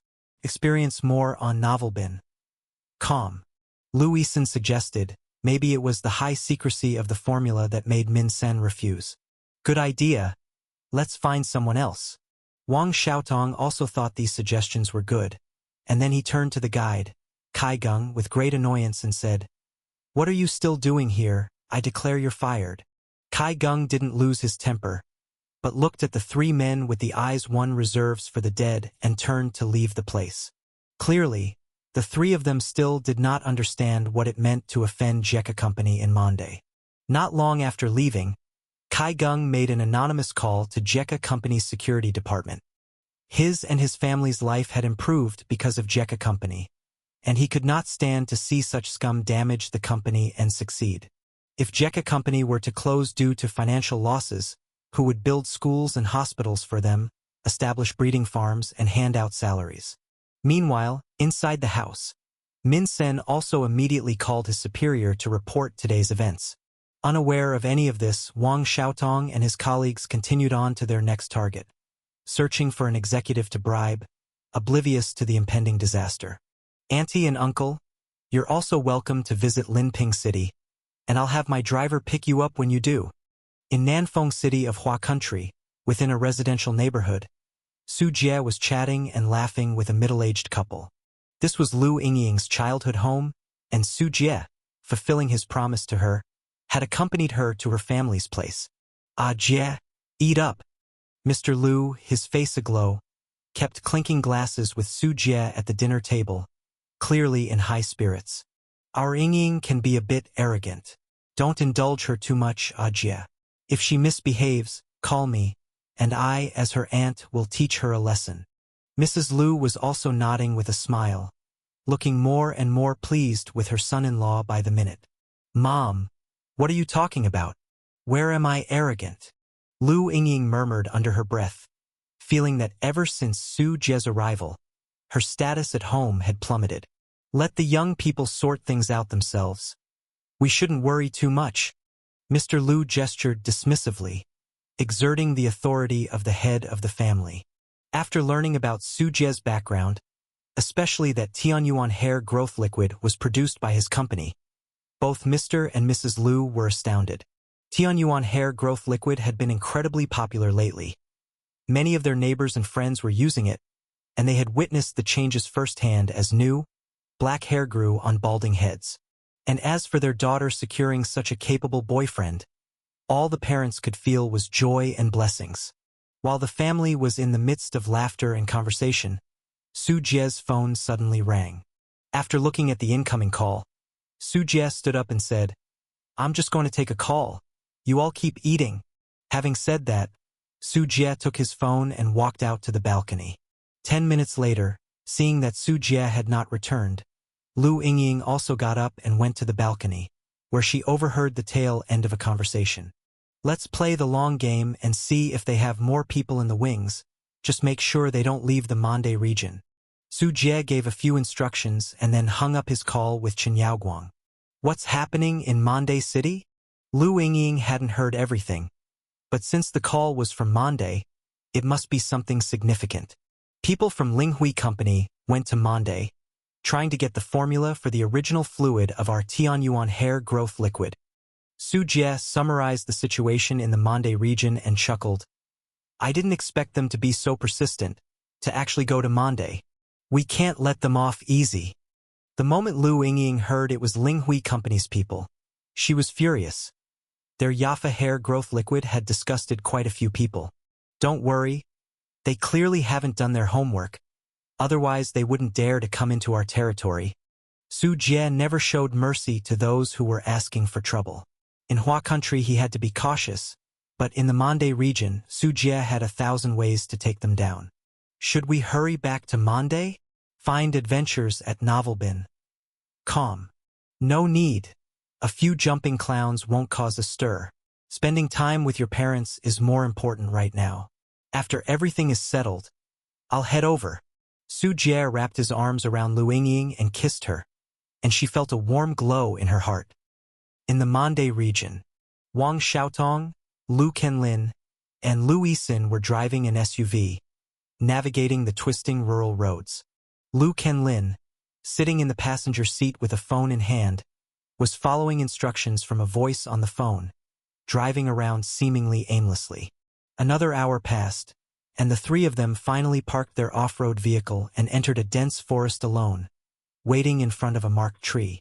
They were preparing to meet with the support staff dispatched from Aster Pharmaceuticals headquarters, reportedly a person of no ordinary status. Mr. Wang, someone is coming. Lu Canlin, hearing footsteps, hurriedly gave a warning. In the woods, a group of 3 people walked over. The one in front was a white man in his 40s, wearing gold-rimmed glasses. Behind him, there was a black man and another white man, both with well-built figures and ferocious demeanors, their gazes sharp like those of eagles. So you are Aster Pharmaceuticals Special Affairs PR Manager, Mr. Raphael Averson? I am Chairman Wang Xiaotong of Linghui Company. Wang Xiaotong greeted him fluently in English, and the two shook hands. Chairman Wang, Aster Company has sent me here to take full charge of all matters concerning the hair growth original fluid formula, so I will be directing the subsequent operations. First, tell me about the progress of your activities here without omitting any details, Raphael said with a long, hooked nose that gave him an air of seriousness. At the same time, he spoke in a dominating tone, almost as if he was giving orders. Wang Xiaotong did not see anything wrong with this. After all, his initial fortune came from distributing drugs for Aster Company. Furthermore, facing bankruptcy now, he had even more reason to rely on Aster Company for a chance to rise again. Without delay, Wang Xiaotong recounted the actions of his group over the past 2 days in detail. After being rejected the previous time, Wang Xiaotong once again teamed up with Lu Canlin and Lu Yisun. Through gathering information and visiting 2 other higher-ups of Fumin Breeding Farm, one of them also turned down his proposal for an insider deal, but the other accepted his bribe and provided a map of the internal layout of Fumin Breeding Farm. This further solidified Wang Xiaotong's belief that he would someday be able to bribe an inside man to obtain the hair growth original fluid. What you did was somewhat risky. Here we are strangers in a strange land, and you rashly approached those executives. What if they leaked our information, giving the other side a heads up? Moreover, for something as important as the hair growth original fluid formula, the other company will certainly have extremely tight security. It's not something 1 or 2 middle managers would have access to. Plus, we don't have that much time to waste. You have no idea how dangerous this place can be. In unfamiliar territory, we must cut through the mess swiftly. Raphael, however, did not approve of Wang Xiaotong's plan after hearing his explanation. Wang Xiaotong felt slightly panicked and blurted out subconsciously, "Of course I know about the dangers. That's why I brought bodyguards." Raphael couldn't help but laugh, his eyes mocking. "Those few bodyguards of yours, do you even know what Jekka Company is all about? Isn't it a company that breeds insects? You actually took their word for it when they said they were a company? Clearly, this is a regional warlord with thousands of armed forces. The so-called Monday City is nothing more than a city maintained by Jekka Company. The whole city has taken on the form of the company." Raphael laid out the actual situation. A city entirely dependent on a single company for its operation is quite rare around the world. Yet, it was really happening in Monday City. Really? The company is run by a warlord? Wang Xiaotong was stunned.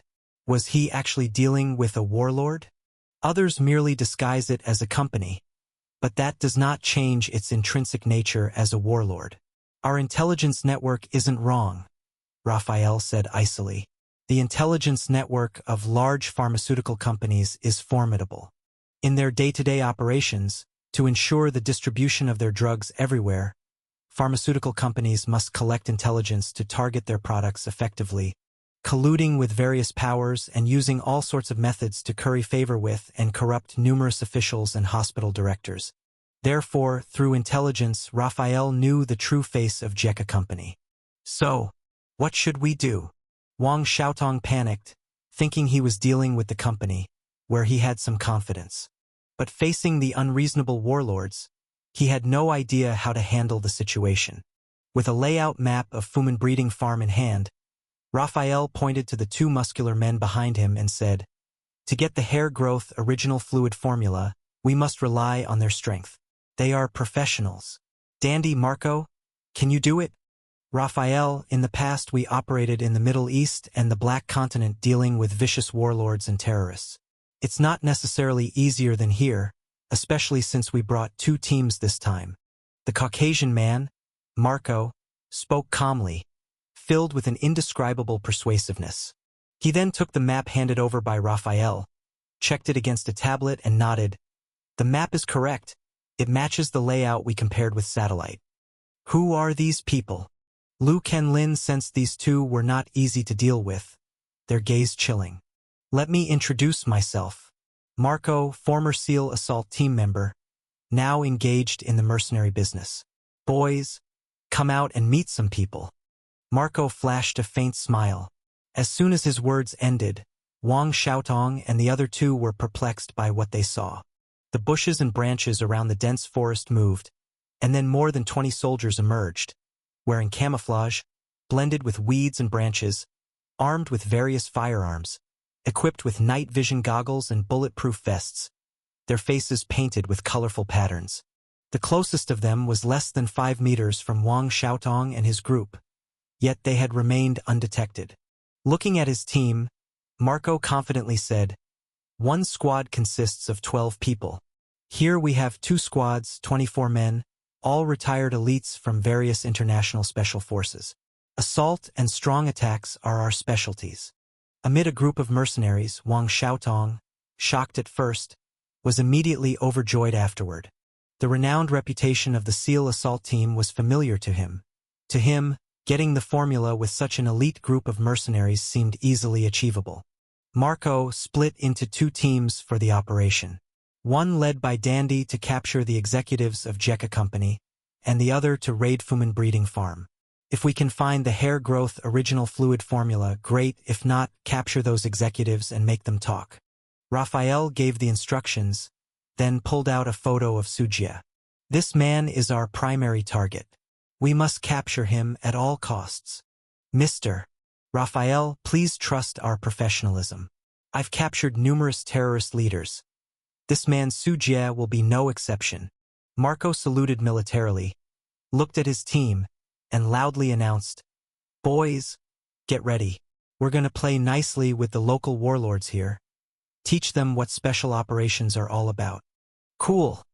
I love messing with these dumb donkeys.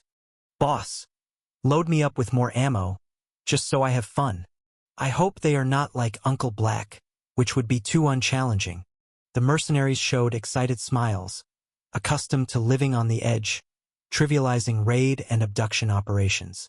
With the sluggish response time and military proficiency of these local warlords, probably by the time we complete our raid and kidnapping, the warlord forces won't even have managed to leave their barracks. Raphael looked very satisfied with this spirited group of mercenaries, really owned and bred by Aster Pharmaceutical. In the past, when faced with tough nuts that couldn't be bought or refused pharmaceutical approvals, they would deploy this troop to make people disappear. So this is how big corporations work. Even rougher than us. Lu Yixin shrank his neck as he watched the menacing troop. "These are our methods: hospitality, beheading, submission, and sometimes simple and brutal approaches are very effective in business competition. Since Jekka Company won't accept our goodwill and bribery is difficult, we'll use bullets to make them comply." Raphael chuckled softly, commanding Marco, "Proceed as planned. Let's move out." "Yes, boss, just watch." Marco nodded, his face breaking into a bloodthirsty smile. Late at night, Fumin Breeding Farm. With the employees gradually going home, only a few staff members were left in the vast farm, in addition to the hundreds of members of Jekka security stationed there. When the time reached 2 o'clock in the morning, Marco led a squad of 12 mercenaries. Along with Lu Yixin, a specially invited pharmaceutical expert, they approached the largest insect farm in the Mande region without making a sound. The team coordinated seamlessly, no one speaking in the darkness as they quietly neared the perimeter wall. A sniper and observer did not follow the team's movements but instead found a high spot to set up a sniper rifle and watch the movements of Jekka security, ready to assist in the evacuation. "Can we really do this?" Lu Yixin shivered, unable to believe that he had been chosen to infiltrate the heavily guarded Fumin Breeding Farm. "Don't worry, we are a professional team. Leave the difficulties on the road to us. You just need to find the hair growth original fluid." Marco patted Lu Yixin on the shoulder, then pulled on his mask and waved his hand. Seeing this, the team already at the base of the farm's wall immediately sprung into action. First, they used technological means to temporarily block the surveillance cameras. Then, helping each other to form a human ladder, they cut the electrified wire mesh on the wall with insulated pliers and one by one climbed over the wall into the interior of the breeding farm. Such infiltration had been performed many times by them, making their movements appear practiced and incredibly swift. Now do you believe in our capabilities? We can come and go as we please in this small Fumin breeding farm. Marco was about to demonstrate the strength of his team to Lu Yixin, but an accident happened at that moment. The last mercenary to climb over the wall had a small scorpion crawl up his pant leg. Immediately, the mercenary staggered as if something had bitten him, and due to the severe pain, he leaned against the electrified wire mesh beside him. Sizzle. In just a flash, sparks erupted, and the mercenary convulsed a couple of times before hanging lifelessly on the wire mesh. Faint electric arcs still flickered intermittently at the point of contact, and the man's body was completely charred. The mercenaries who had already infiltrated stared dumbfounded, while Marco's face turned dark and sour as if he had swallowed a fly. Enjoy new stories from Novelbin. Calm. Lu Yixin's face turned pale as he watched a living person being electrocuted into a charred corpse, feeling an overwhelming physiological shock. Javier is dead. We continue with the mission. Taking a deep breath, Marco was resolute, having witnessed too many such incidents. His heart had long since grown as cold as iron. After the accident, he first contacted the sniper team outside via earpiece. Evil Wolf, is there any movement from the farm's defense team? Nothing so far. You can proceed safely. Move quickly. Head to the central lab. At Marco's command, the team covered and observed each other as they ran towards their destination. The Fumin breeding farm occupied a vast area, with buildings dedicated to insect breeding densely scattered throughout. Without familiarity with the local conditions, it was very easy to get dizzyingly lost. Before setting off on the mission, Marco had already rehearsed the route and marked it on the map, allowing for navigation with positioning devices, and prepared several backup plans in case certain paths were impassable. At the moment, Marco was taking a shortcut, passing through an area where poisonous snakes were bred in nests. Here there were not only venomous snakes raised in glass cages on the ground, but also the 10,000 snake pit, which was cultivated by digging holes. This place is really strange. They're actually raising so many poison insects and venomous snakes. As one mercenary passed by a 10,000 snake pit, they marveled at the underground area completely filled with various brightly colored venomous snakes. Another mercenary laughed and said, "What's so surprising about that? The hobbies of the rich are unusual and eccentric. Maybe they just like these kinds of things. I have a pet snake at home, and I'm quite fond of it." Yet another mercenary leaned on the railing, looking down at the 10,000 snake pit and shrugged. But perhaps it was just his bad luck. As he peered into the pit, a cobra suddenly reared up its upper body, its neck flattening, and spit out 2 streams of venom from its fangs, hitting the mercenary right in the eyes. Ah! With the venom entering his eyes, the mercenary suddenly became blind. To make matters worse, the very section of the railing that he was leaning on detached due to his violent collision, and he fell into the 10,000 snake pit. The scene was horrifying, as the swarming thousands of venomous snakes quickly engulfed the mercenary. All one could hear were piercing screams before even the sight of a human figure vanished. Marco was stunned, and the mercenaries around him stood with their mouths agape, shivering at the sight of their comrade covered in venomous snakes. The situation only worsened. The venom from the myriad of snakes biting the mercenary didn't kill him outright. In the chaos, he pulled the trigger of his rifle, unleashing a barrage of bullets. Whizzing past the heads of the mercenaries, the bullets didn't injure anyone, thanks to the silencer on the muzzle which muffled most of the sound, preventing alerting distant patrolling forces. But the bullets struck other glass cages breeding various venomous snakes. Accompanied by the sound of shattering glass, snakes slithered out from the broken cages in droves. Seeing the sheer number of escaping snakes made all the mercenaries' skin crawl and goosebumps rise. Seeming to have been confined too long, the snakes had a strong predatory drive, and swarms of them immediately made their way towards the mercenaries. Several mercenaries, finding no escape and surrounded, were quickly crawled over by the serpents, which bit into their exposed skin on necks and faces, injecting deadly venom as continuous screams and cries of terror rang out. "Retreat, retreat quickly!" Marco, unable to think of rescue and knowing any delay would cost him his life, hurriedly led the survivors away from the area. Not until they had run several hundred meters to a secure location did Marco finally stop, glaring furiously at his remaining men, and roared, "If any of you dare to be so curious again, touching and looking around carelessly, I'll kill you myself first." The group of mercenaries fell silent as if chilled to the bone. They hadn't even reached their destination nor seen an enemy, but their team had already suffered several unintended casualties, a situation they had never encountered before. "Evil Wolf, have we alarmed those warlord forces?"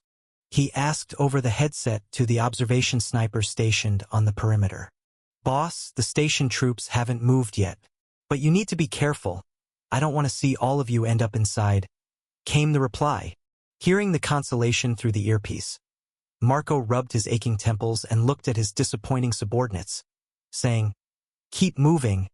I don't want any more accidents." The team set off again, and fortunately, this time their progress was smooth. They encountered no patrol units and suffered no further mishaps. "Boss, this is the place." Suddenly, a silver-white building appeared in their view. This was the building they were searching for, which, it was said, only Sujie could enter.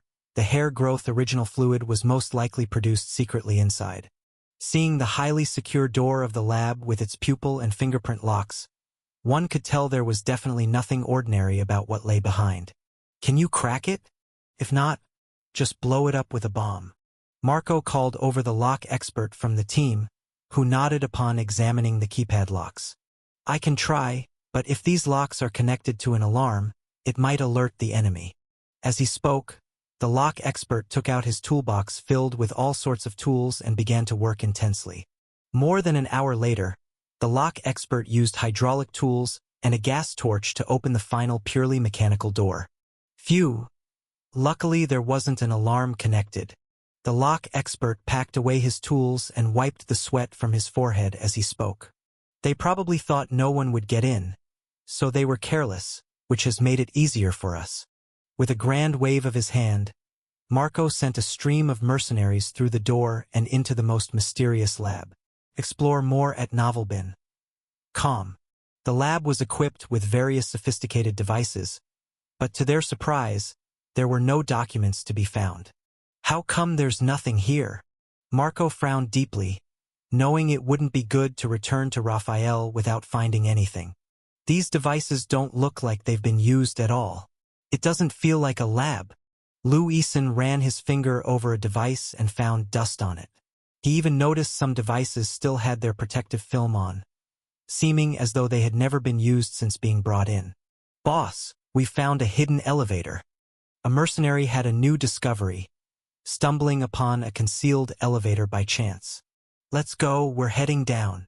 Marco's eyes lit up as he immediately understood what was going on. The lab on the ground was surely a decoy. The real lab must be underground, where the hair growth original fluid they sought was likely to be found. "Can I not go?" Looking at the elevator, not knowing how deep underground it would take him, Lu Eason had a bad feeling and wanted to refuse. Marco turned around, handed him a flashlight, and consoled, "Lu, we are professionals. You have to trust our judgment. With our protection, you'll be fine." The more Marco said, the more Lu Eason remembered the previous incidents, the inexplicable loss of several team members, and yet Marco had the gall to claim professionalism. Unfortunately, no man can withstand a compulsion greater than his strength. Lu Eason was ultimately forced to get on the elevator, and together, they descended to the lab below. The elevator descended slowly, and in the stifling, enclosed space, the only sound was the ragged breathing of a group of mercenaries. All of them were on high alert, guns pointed at the elevator doors. Ding! As the elevator reached the bottom floor, the moment the doors opened, a fishy and foul stench was the first to invade their nostrils. "Advance in a search formation." Marco made a gesture, and the team filed out in an expedited CQB tactical formation, searching as they moved forward. As the group delved deeper, the fishy smell became even stronger, accompanied by the bizarre hisses and groans that accompanied a terrifying scene unfolding before them. The ground was piled with all kinds of rocks, and the walls were covered with moss growing from a mass of rot flesh fungi, the moss taking the place of soil, upon which many nauseating and frightening plants and trees grew. Among the rocks and trees were all sorts of oddly shaped creatures. A black-patterned poisonous snake with 9 heads and measuring 7 to 8 meters in length, a giant spider with the size of a table and a ghostly face, and a corpse-eating poisonous frog with its body covered in festering pus, along with many other terrifying beings dwelling in the subterranean space. From the ceiling hung numerous meat tumor-like pillars, resembling stalactites, with their surfaces pocked with holes that housed fist-sized wasps, moths, fierce mosquitoes, and locusts swarming in and out. Splash!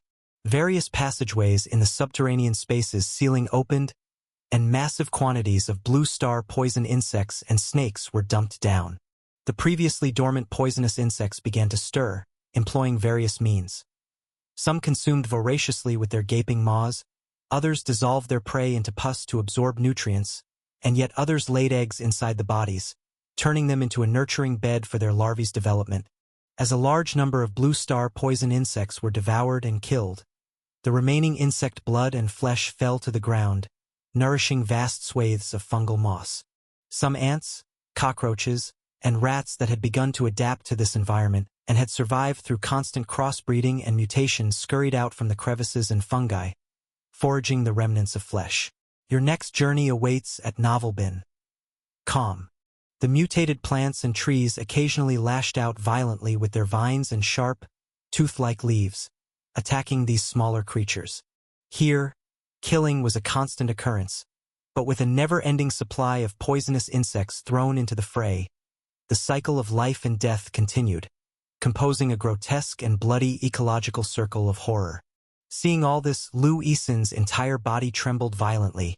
His teeth clattered against each other, and his legs were so weak he could barely stand. Even the mercenaries, usually fearless and accustomed to bloodshed, had their pupils shrink and foreheads glisten with beads of cold sweat, their arms breaking out in goosebumps. What the hell is this place? And what the hell are these things? God bless us. Have we come to hell? We can't do this mission, boss. Let's retreat quickly.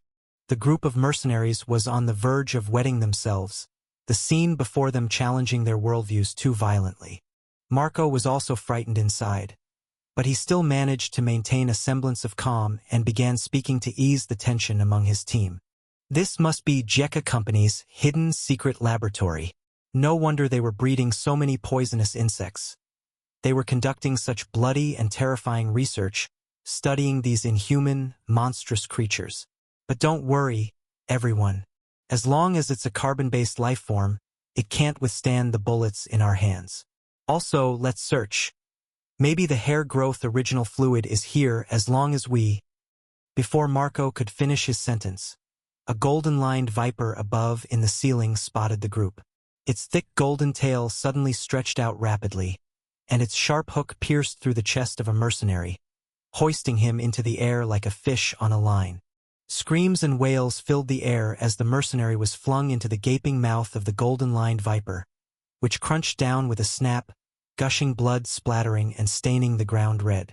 After a few bites, the golden-lined viper, having tasted the deliciousness of its prey, leaped down from the ceiling and barged into the crowd with the ferocity of a tiger among wolves.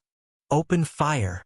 The mercenaries triggered their triggers in terror, bullets chipping away tiny holes on the viper's body. But such wounds were not fatal to the golden-lined viper. Instead, they completely enraged the poisonous insect.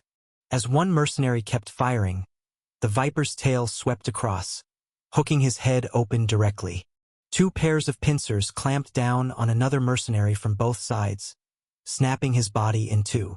Someone threw a grenade, but it also failed to truly kill the golden-lined viper, and in the blink of an eye, 2 more mercenaries were dead. Only 3 mercenaries remained, along with Marco and Lu Isen. They now fully realized they stood no chance against the monstrous insects, the path back to the elevator blocked, and could only flee desperately ahead. The golden-lined vipers were chasing behind them, and monstrous insects were on both sides. These monsters seemed to be restrained by a strange force, only revealing their ferocious forms to them from the sides. When they attempted to attack, they were blocked by a layer of blue light, letting out earth-shaking roars in their anger. The stench from their mouths made their faces sting, hearts leaping to their throats, as they felt as though they had entered the world of prehistoric animals, so insignificant and fragile. A minute later, a group of people who had luckily survived ran blindly until their path was blocked by a rockery, and the golden-lined viper that was pursuing them seemed to sense something, mysteriously retreating and no longer daring to chase them.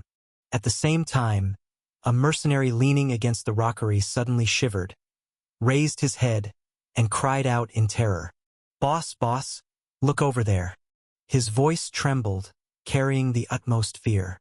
All eyes turned, only to see what they had thought was a rockery unfolding into a gigantic centipede several tens of meters long, with hundreds of pale arms coiled around its body. "Oh God! Hell! How did this thing get so big? Crap! What kind of shitty mission is this? I quit. Are we in a movie? How can we fight such a monster? We're not superheroes.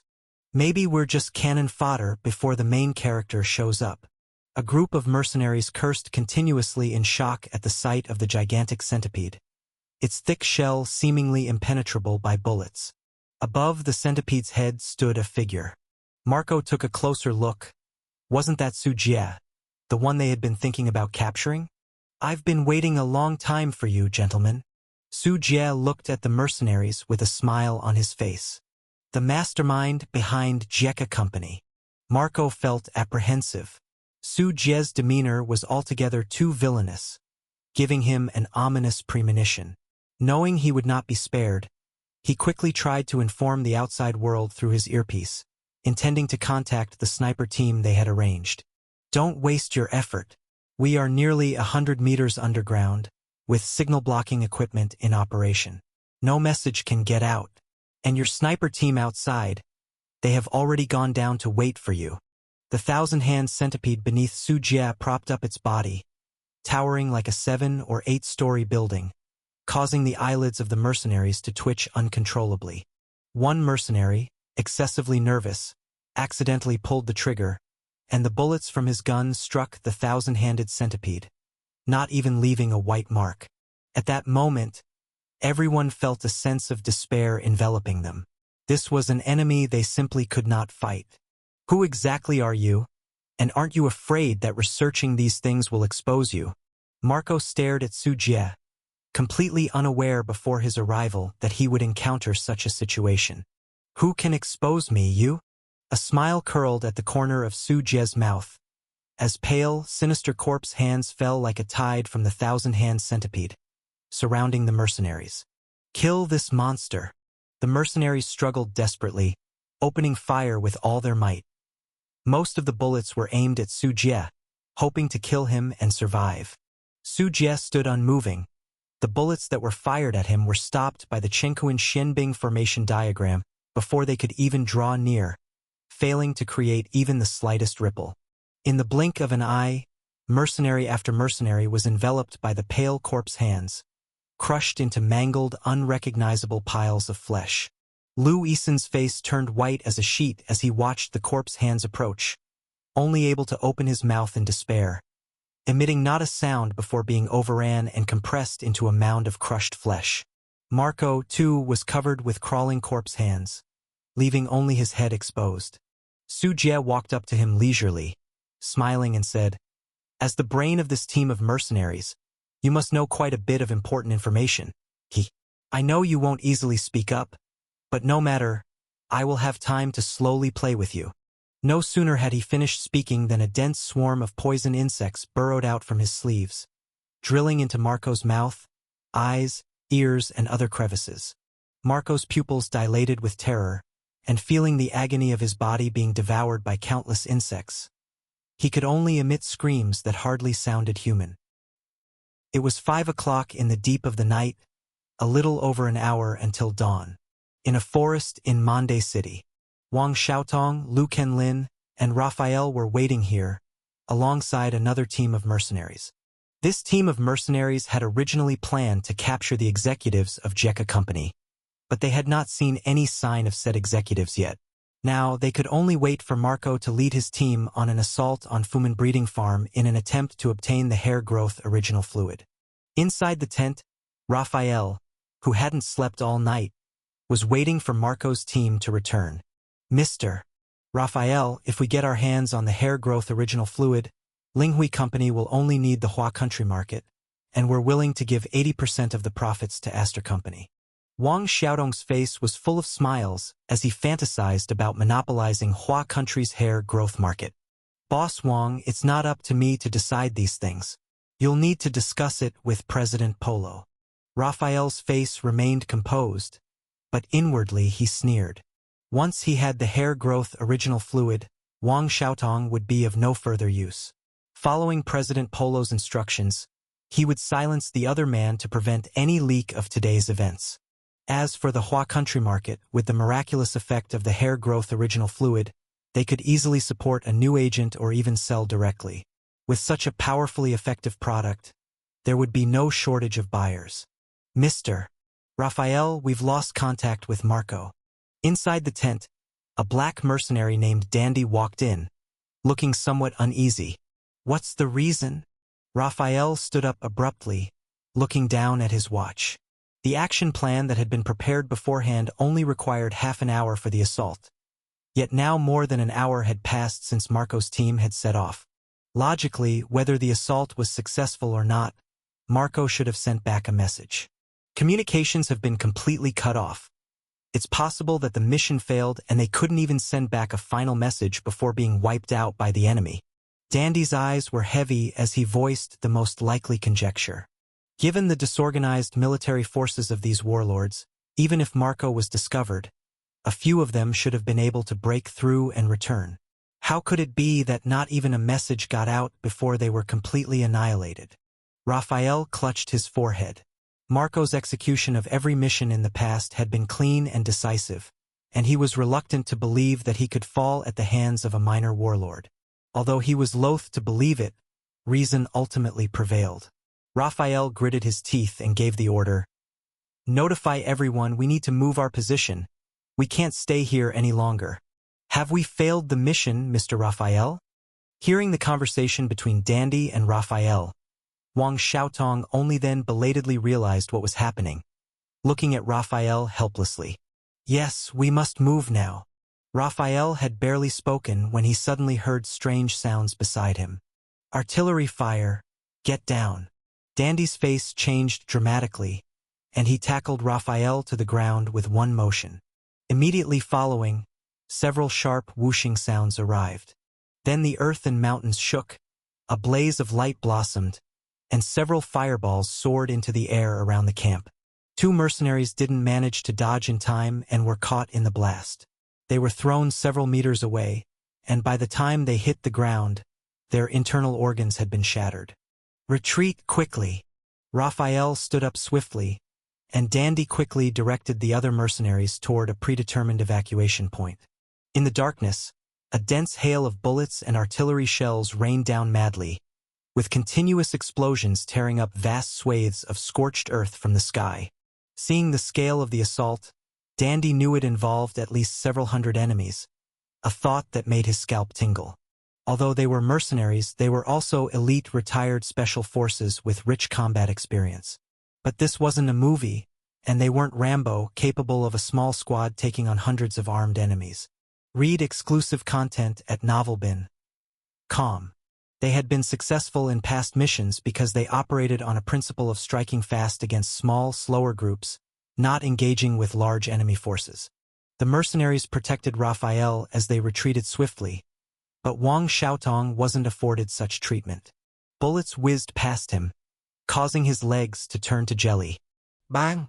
An enormous hole burst open in the back of Liu Canlin's head next to him, the bullet exiting through his forehead.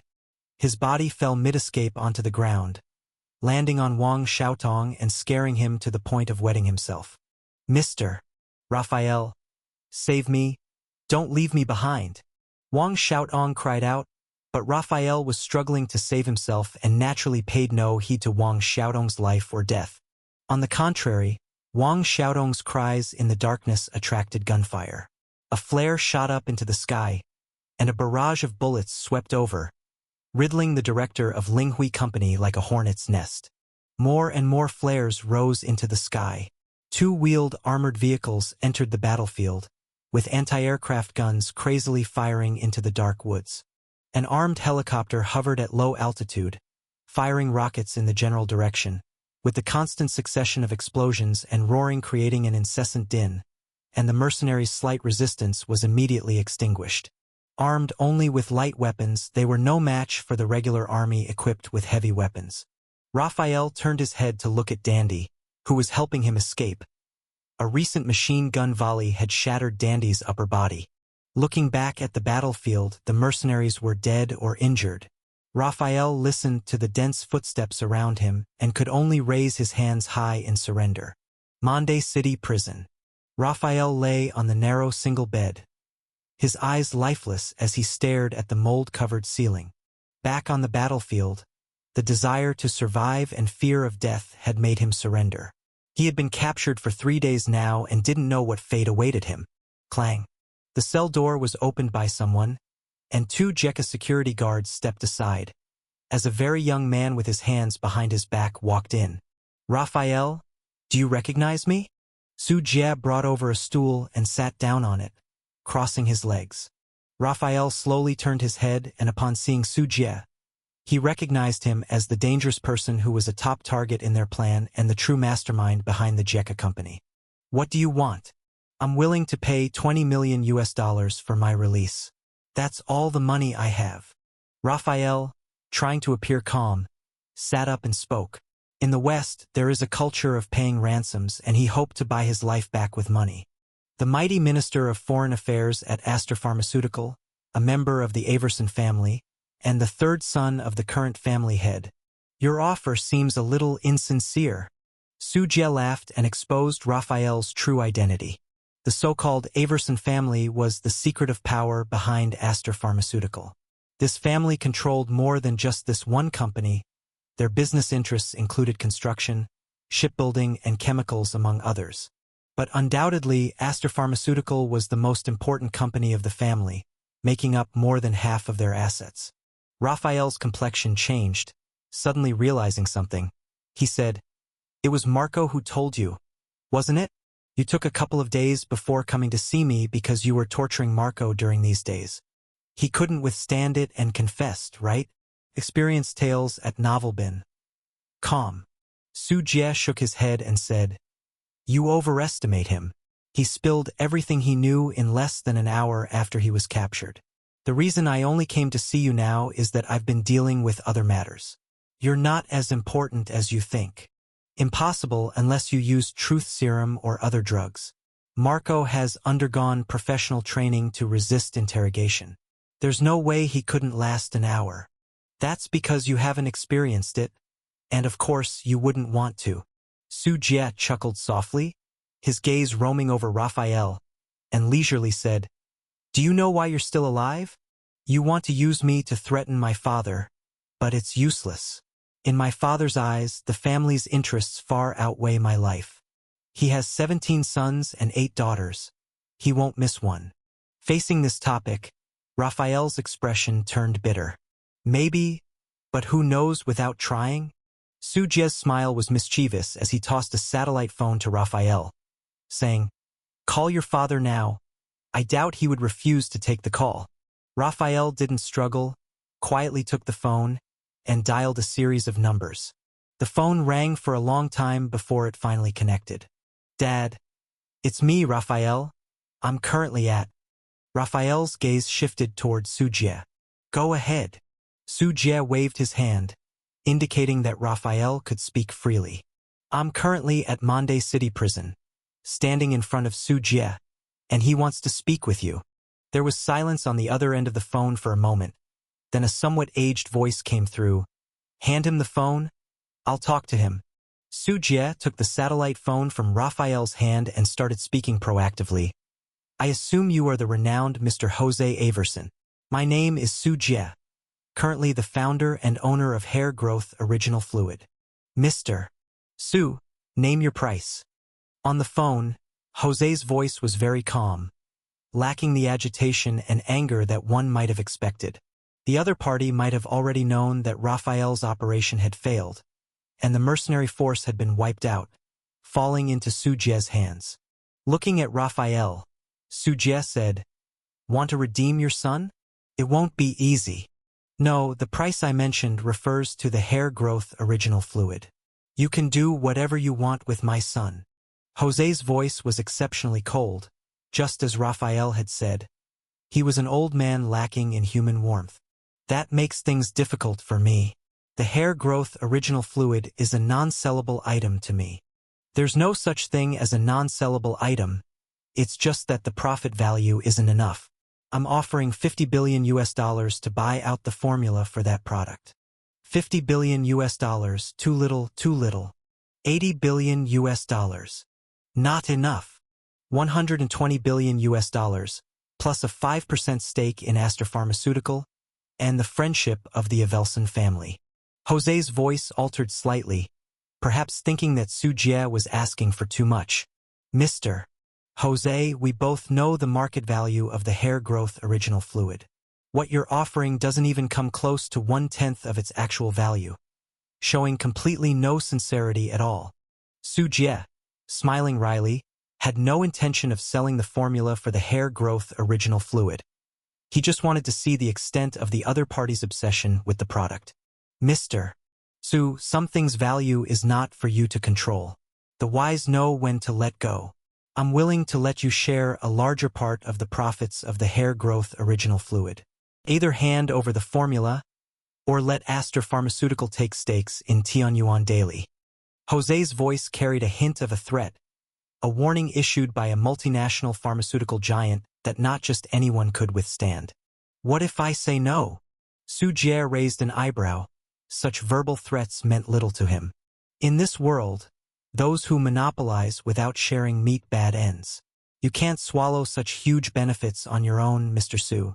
Having expanded your business to this extent, you should understand this principle. Fortunately, I happen to have a good appetite. Up to now, I've always engaged in business monopolistically. Su Jie stated naturally. If he were a powerless ordinary person, indeed, he would need to share profits with these big players, even getting only the smaller share. But as the sole transcendent of Blue Star, a being whose power was unto himself, Su Jie had the confidence to say no. Monopolizing? Su Jie had no intention of sharing his own benefits with others, which would simply be lowering his own cultivator's dignity. Besides, before crossing over, he worked for capitalists. Now that he had crossed over and was cultivating, if he still needed to bow down to these capitalists, then his cultivation would have been in vain. There was a long silence on the other end of the phone before Jose's voice came through again. "It seems we can't agree then, Mr. Su. You just take care of yourself." With that, Jose hung up the phone. "TSK, it looks like your father really doesn't care about you. He never cared about you at all from beginning to end." Su Jie put down the satellite phone, looking at Raphael as he said this. "I'm of no use to you anymore. Are you going to execute me now?" Raphael closed his eyes silently, seemingly foreseeing his end. "Whether you are of use is not for you to decide. Just stay put. The prison won't miss your meal." Su Jie glanced at Raphael, then turned around and walked out of the prison. Across the ocean in the United States, New Mexico State, within the Averson family estate. Jose Averson, over 70 years old, dressed in an old-fashioned suit, seemed quite spry as he hung up the phone. His face suddenly darkening. Experienced new stories on Novelbin.com. Sitting alone for a long time, Jose pulled out a document. All the data collected were related to Su Jie, Jeka Company, Tianyuan Home, Tianyuan Daily, and Muhua Company, among others.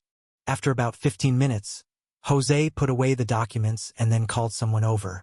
"Mr. Jose." The man who entered the room was a blond man, shorter than 5'7". This was Jose's personal assistant, who managed many of the Averson family's secretive matters, serving only Jose. "Contact Councilman Ivan for me. I want to invite him to dinner tomorrow evening.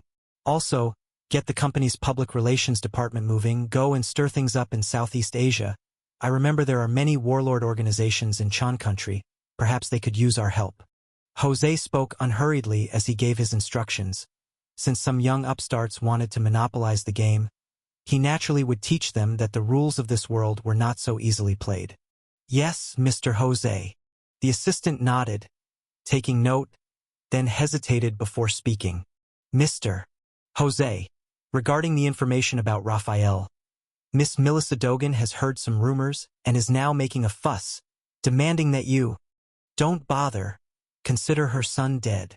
Jose interrupted his assistant in a cold tone, his face devoid of warmth, as if Raphael were not his son at all. The assistant bowed his head, daring not to say more, and hurriedly left the room. Elsewhere, after being released from prison, Su Jie returned to the conference room at the Jekka Company headquarters. Lu Yingying and Chen Yaoguang were already waiting there. Listen to this recording first. Su Jie inserted a USB drive into the computer and played the conversation he had previously with Jose Averson. After listening to the entire conversation, Lu Yingying and Chen Yaoguang both looked worried. What are your thoughts? Su Jie looked at them, asking for their opinions. Well, I think that Aster Pharmaceutical will definitely take action and hit our business, but I don't know from which angle they will approach. Chen Yaoguang frowned, slightly embarrassed. He was skilled in raising insects, but when it came to business competition and scheming, that was where he struggled. Yingying, what about you? Su Jie then turned his gaze to Lu Yingying. After a moment of contemplation, Lu Yingying spoke. Our Tianyuan hair growth liquid is about to launch overseas soon, and the United States is an important market for us. The opponents might exploit this aspect. Tianyuan hair growth liquid's overseas sales. As that's not our stronghold, the opposition indeed might exploit that. Chen Yaoguang nodded. Aster Pharmaceutical ranked 7th among global pharmaceutical companies and was a domestic company in the United States. If they wanted to target Tianyuan hair growth liquid, it would indeed be hard to handle. Now our Tianyuan hair growth liquid has already entered overseas markets, stored in major offline malls and platforms like Amazon. It's too late to pull back. Lu Yingying was somewhat worried. Being targeted by such a renowned multinational pharmaceutical company was indeed a tremendous pressure. If enemies approach, we meet them in battle. If flood comes, we build a dam. There's no reason to shrink back before the battle has even begun because of fear. Su Jie remained non-committal before continuing. Aside from these issues, intensify the training for Jekka security in the coming period. Increase recruitment, and purchase more weapons and ammunition from the outside world as a precaution. Su Jie, are you saying? Lu Yingying and Chen Yaoguang were both suddenly startled. Su Jie's words had a very clear implication. The other party knows our real base is in the Mande region, and according to the usual behavior of the Anglo-Saxons, given substantial interests, they will not give up easily, and will surely target our Achilles' heel. Сує споке calmly. The United States people often began by using political black gold to bribe leaders of target countries, fostering democratic leaders to instigate peaceful evolution in those countries. If they couldn't buy them off, they'd go for decapitation. Especially in chaotic regions, they dispatched commando squads with precision-guided missiles to decapitate leaders. If a problem couldn't be solved, they would eliminate the person who pointed it out. If the peaceful change succeeded smoothly, they would end up having a barking dog raising their flag. If it failed, they either claimed your home held laundry detergents or labeled you a terrorist, and then, under the guise of peacekeeping and anti-terrorism, they stayed in your home and wouldn't leave. Fittingly, Chan country, where Su Jie was located, was such a war-torn chaotic country, still in a semi-split state, giving outsiders plenty of opportunities to intervene. Although the Mande region, where Su Jie was located, had no oil, given Aster Pharmaceuticals' financial capacity, orchestrating a proxy war was well within their means. Su Jie would not overestimate the moral limits of the United States people. They were entirely capable of engaging in such acts. We are still in contact with several arms dealers. Now that the company is financially robust, we can afford a lot of military equipment. Lu Yingying nodded in response. Given the perennial conflicts in Chan country, it was naturally replete with arms dealers, and many kinds of weapons were available. Su Jie continued, besides purchasing arms, pay attention to distributing some intelligence operatives, or perhaps purchase some, to monitor the nearby forces. We must be the first to know about any changes. Since Su Jie couldn't always stay on Blue Star, he would eventually return to the Tianyuan world, and thus would need to rely on the strength of Jekka security. If a proxy war indeed erupted, the power of Jekka Company would also be crucial. The impending war wouldn't be minor, as quite a few satellites would likely be monitoring by then, along with the existence of various communications. Unless Su Jie wished to expose himself, he had to control his methods of action, necessitating the inherent strength of the Jekka Company. Once Jekka Company had purchased a large arsenal to bolster its capabilities, Su Jie might even opt for a preemptive strike to eliminate external threats. I will arrange for someone to handle it right away. Lu Yingying was somewhat nervous. After hearing Su Jie's words, she felt like war could break out at any moment. Don't be afraid. Things might not be as bad as I envision. Su Jie said this, but Lu Yingying didn't dare take it lightly. She understood the importance of the Mande region. In Lu Yingying's view, whether it was timber or hair growth original fluid produced here, without this territory, everything in Hua country would be illusory, as this place was the real foundation. One last thing. Send some people to gather as much information as possible about the Avelson family. Su Jie issued his final command. The enemy situation was unclear, and that side was still a foreign land to him.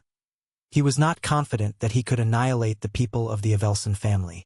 Killing one or two members of such a family was inconsequential. Even if a clan leader were killed, they could quickly appoint someone else, which might alert the enemy prematurely. But gathering information beforehand was always good. When necessary, Su Jie didn't mind making a personal visit to the United States homeland. United States. Los Angeles, the second largest city in the United States, boasts a thriving commercial and business environment, with Disney, Hollywood, and Universal Studios all located here, making it one of the world's important centers for business, international trade, science and education, entertainment, and sports. As many business celebrities gather in this city, Los Angeles is also known as the City of Celebrities. At this moment in Los Angeles, in an indoor green screen studio, along with the director's call to cut, today's filming finally came to an end. Mike wiped the sweat off his forehead and grabbed a bottle of mineral water, gulping down half of it. After catching his breath, Mike then took off the wig patch on his forehead, which adhered a layer of moisture because of the heat, making it sticky as he peeled it off. Mike, a former model, was now a somewhat famous actor, having played supporting roles in several popular major dramas. This time, he was playing the male lead in a TV drama, and his career was visibly ascending. Mike, come here for a moment. The director suddenly called out to him after wrapping up. Mike didn't dare to delay and hurriedly got up and went over. Director, is there a problem with the footage? Mike cautiously asked, treasuring this hard-won opportunity and fearing any mistake that could cause him to lose the leading role. The director looked at the top of his head and shook his head. Just now during filming, your wig looked a bit unnatural. The wig patch on the right side of your forehead was loose and falling off. How did the makeup artist deal with it for you? I'll definitely pay attention next time. Mike subconsciously touched his head, feeling quite embarrassed. If Mike had anything troubling him recently, it was his hair loss. It was not a big deal in itself. Those of European and American descent have the highest rate of hair loss among ethnicities, and it's common for European and American men, especially as they age, to be troubled by hair loss. Mike started losing his hair a year ago, and the initial hair loss was extremely rapid. He had tried various medications and hair transplants, but to no avail. Ironically, the TV drama he was filming required the male lead to have an extremely exaggerated hairstyle, wearing a thick, special wig on the back half of his head, with the front half ideally maintaining natural hair to appear more natural. However, due to his hair loss, he had to choose a full set of wig patches, which created an excessive burden and often led to loose and unstable attachments. The director didn't blame Mike but suggested, "Why don't you try that Tianyuan hair growth liquid for your hair?" Tianyuan hair growth liquid? What's that? Mike was taken aback, hearing the name for the first time. You don't know? Many people in the circle have been using it lately. It's a mysterious ancient Chinese medicine formula from the East, with a very strong hair growth effect. A friend of mine who was bald, I've seen with my own eyes his hair started growing back within a week, the director said as he took out his phone, scrolled through it, and opened a news item on Twitter. It was a tweet from the famous Prince William of the British Empire. "My hair is back, thanks to the miraculous Tianyuan hair growth liquid, and to all my loving subjects." Beneath it, the likes had already broken 500,000, with numerous netizens commenting below. "What is this? Has God himself performed a miracle? The prince's hair has actually been cured. My dad used this product, and you won't believe it, but he spent just $159, and in 1 week, hair grew on his bald head. My boyfriend was also losing hair. I was actually planning to break up with him because his hair loss made his looks decline so much. But thankfully Tianyuan hair growth liquid came along, saved my boyfriend's hair, and also saved our love. This must be an advert. How much money did Prince William receive? Isn't that Eastern witch doctor just someone who feeds patients with some roots and rotten leaves? How could it possibly have such an effect? Prince William wouldn't make false advertisements. The truth is real. This is truly a universal hair growth product." Seeing this tweet and the comments below, Mike's mouth dropped open in astonishment. As a world-famous public figure, Prince William's hair loss had been an unsolvable issue for numerous medical institutions and had repeatedly made headlines in the past, sparking widespread discussion around the world. Now, seeing on Twitter that Prince William, who had previously been severely bald, had regrown hair and reclaimed about 70% of his youthful looks, Mike naturally felt surprised that he hadn't known about such a hair loss product. "So there is such a product. I'm going to buy it and try it right away." After learning about the situation, Mike couldn't wait any longer. "They sell it in the mall just below our building." Upon the director's reminder, Mike thanked him and dashed to the mall. At a certain counter, Mike saw many men and women with the same purpose as him, coming to buy Tianyuan hair growth liquid, and the line stretched out for tens of meters in front of the counter. This was not hard to understand, as the cost of medical care in Europe and America is astoundingly high, and even middle-class people would find hair transplant surgery painfully expensive. In comparison, priced at just under $200, Tianyuan hair growth liquid was indeed a conscience price, making it relatively stress-free for everyone to purchase. After queuing for nearly half an hour, he finally got his hands on the Tianyuan hair growth liquid. Mike went home and decided to use it immediately. After washing his hair, he felt an incredible coolness on his scalp. 1 week's time. Let's see if it's really that miraculous, Mike thought to himself, intending to see the actual effects. In the blink of an eye, a week passed quickly. Mike had underestimated the effectiveness of the Tianyuan hair growth liquid. On the filming set, the director found Mike again and, looking at his scalp now covered with a fine fuzz of new hair, said with a smile, "How about it? The Tianyuan hair growth liquid I recommended is good, isn't it?" Mike raised his thumb excitedly. "It's amazing. This product should be renamed to God's hair growth liquid, because only God could achieve such exaggerated effects." The director laughed heartily. "Now go find the makeup artist. As long as you don't cause any problems during my shooting, all will be well. Your journey continues at Novelbin.com." Mike nodded repeatedly, confidently saying, "Don't worry, director. Now that my hair is growing back, there won't be any more problems." All over the United States, and indeed across Europe and America, cases similar to Mike's were happening continuously. After conquering a vast number of individuals with hair loss in Hua country, Tianyuan hair growth liquid went overseas and rapidly rose to fame with its exaggerated effectiveness. Especially under the leadership of actors and public figures, these people were also promoting Tianyuan hair growth liquid in an intangible way. As a result, Tianyuan hair growth liquid became a sensation, a tremendous hit. If you spot long lines at supermarkets across Europe and America, there's no need to wonder. Those aren't queues for a new game release or an Apple device launch, but people scrambling to buy newly stocked Tianyuan hair growth liquid. And on online shopping platforms, as soon as Tianyuan hair growth liquid is listed, it sells out instantly, truly a case of hard to come by. As Tianyuan hair growth liquid was selling hot across the world, Fumin breeding farm, underground poisonous insects cultivation base.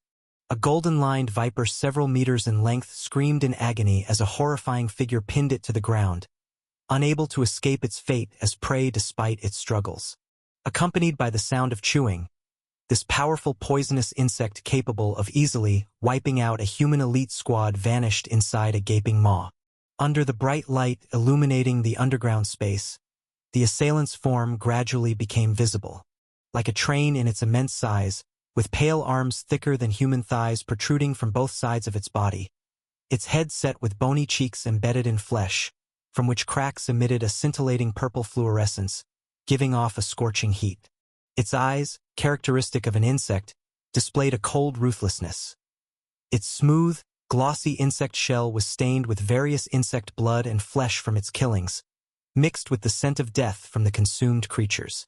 Its appearance brought immense terror to this underground space, the somber and menacing atmosphere silencing all smaller life forms, which hid in their nests, shivering. The massacre continued. The thousand-handed centipede's segmented body twisted, each segment as heavy as metal, yet moving with incredible speed uncharacteristic of its massive form. As it advanced at an unbelievable speed, the segments rubbed against each other, sounding like countless bone joints knocking against a death knell, echoing a loud clang. Su Jie stood in another open space, his gaze directed at the ceiling. There, tens of thousands of human-faced moths hung from the ceiling, densely packed like honeycombs, turning it a grayish white. At the core of the human-faced moths, as many as 100 had evolved into low-grade poisonous insects. Among them, even 3 human-faced moths, 5 meters in length, had remarkably evolved into mid-grade poisonous insects. For a colony-dwelling social poisonous insect like the human-faced moth, undergoing spirit-refining transformation was difficult, limited by genetic constraints, with only a few being capable of evolution. These 3 mid-grade human-faced moths were the ones that evolved the fastest and most fiercely in the past 2 months, fed by a vast amount of blue star poison insects. Of course, although they were mid-grade poisonous insects, because they had not undergone spirit refining, they were not at all comparable to the mid-grade 4 refinement's thousand-handed centipede. The two were not on the same level. "Come back!" Pulling out the insect control bag, Su Jie gestured to the swarm of human-faced moths. The moths hanging from the ceiling spread their wings. Like a tornado storm, they whirled into the insect control bag one by one, hiding and falling into a dormant state inside. Su Jie then turned his gaze to the thousand-handed centipede. The opponent had cornered the last low-grade poisonous insect in the underground space into a dead end. The lizard with 2 tails and 6 legs frantically attempted to escape, panicking into a pile of chaotic rocks. But it was to no avail. The thousand-handed centipede lowered its head, resembling steel. The pale corpse hands emitted a piercing screeching noise, instantly crushed the chaotic rocks along with the low-grade poisonous insect inside and swallowed the flesh and broken stones, the powerful stomach acids easily dissolving even steel, rendering some stones completely insignificant. Seeing this, Su Jie stood up, fetched a hose, and started hosing down the thousand-handed centipede, washing away the blood stains and dirt on its body, revealing the sleek, dark shell. The thousand-handed centipede buzzed twice, squinting its eyes in enjoyment of its master's service. Once Su Jie had cleaned off all the pollutants, the thousand-handed centipede's 38-meter-long, terrifying, and fierce body lost some of its ferocity and gained an air of majesty befitting a colossal creature. After consuming this batch of poisonous insects from the underground breeding farm, the thousand-handed centipede had grown significantly. It was 30 meters long just after breaking through the 4-time spirit refining, but now it had grown another 8 meters. Its width, height, weight, and various abilities all improved significantly. Although it had not yet reached the threshold for the 5th spirit refining, it was much closer to that breakthrough point, needing perhaps 1 or 2 more such feasts to break through and become a mid-grade 5 refinement poisonous insect. Su Jie took out another insect control bag and deposited a new batch of inferior poisonous insects brought from the Tianyuan world into the underground cultivation base, waiting for them to grow into low-grade poisonous insects before bringing the thousand-hand centipede to harvest them. After completing all this, Su Jie put away the thousand-hand centipede, opened the ancient mirror, and returned to the Tianyuan world. Tianyuan world, Ghost Ridge Palace. After handling all matters related to Blue Star and successfully launching Tianyuan hair growth liquid overseas, Su Jie returned to Ghost Ridge Palace. Because Ning Xinyue had already sent news that there were clues to the location of the exotic treasure. In the study of Su Mansion, Su Jie and Ning Xinyue sat opposite each other. "Are you sure it's this location?" Looking at the location of the exotic treasure provided by Ning Xinyue, Su Jie's tone was somewhat conflicted. "I've painstakingly deduced for 2 months and invested a lot of spirit stones. It definitely won't be wrong," Ning Xinyue assured, pointing to the Tianxi 8 diagrams plate which displayed a virtual image of mountains and rivers, above which a purple cloud floated over a mountain peak. "The problem is, this place isn't easy to get to." Su Jie rubbed his forehead, explaining the difficulties about this place. "This mountain is called Eagle Peak Mountain, and underneath it lies Biha Pond, one of the notorious treacherous places within the Ghost Ridge Palace's territory. That's not all. There is also activity from other disciples there." Having lived in Ghost Ridge Palace, Su Jie had of course heard about the dangers of this territory. Some of these dangerous places posed a great threat to Ghost Ridge Palace and were difficult to clear. For example, Earth Shadow Cave, which is located on the trade route from Ghost Ridge Palace to the outside world. While it might not pose a threat to the elders, it was different for disciples. And there were dangerous places where even the Hidden Realm elders had to steer clear of. Then there were those in between, where Ghost Ridge Palace could clear them but didn't need to. After all, the dangerous places were not obstructing the trade route, so there was no need to exert much effort. These places could still be used to train disciples like Eagle Peak Mountain right now. Ning Xinyue glanced sideways and curled her lips. "Are you scared? Don't try to provoke me with that tactic. It won't work." Discover more stories at novelbin.com. Su Jie took out a map, marked out the route and said nonchalantly, "The two of us will act together. Just don't hold me back. And I'm quite confident." Ning Xinyue, not taking Su Jie's sarcasm well, retorted, "What do you mean I hold you back? I found the location, and you should be thankful I'm even willing to start this with you. We leave tomorrow, and remember to listen to me on the way." Su Jie did not argue with Ning Xinyue, and after confirming the action route, he seriously instructed her. "Got it. Just make sure you lead the way properly, guide." Ning Xinyue's eyes rolled around, perhaps thinking of something.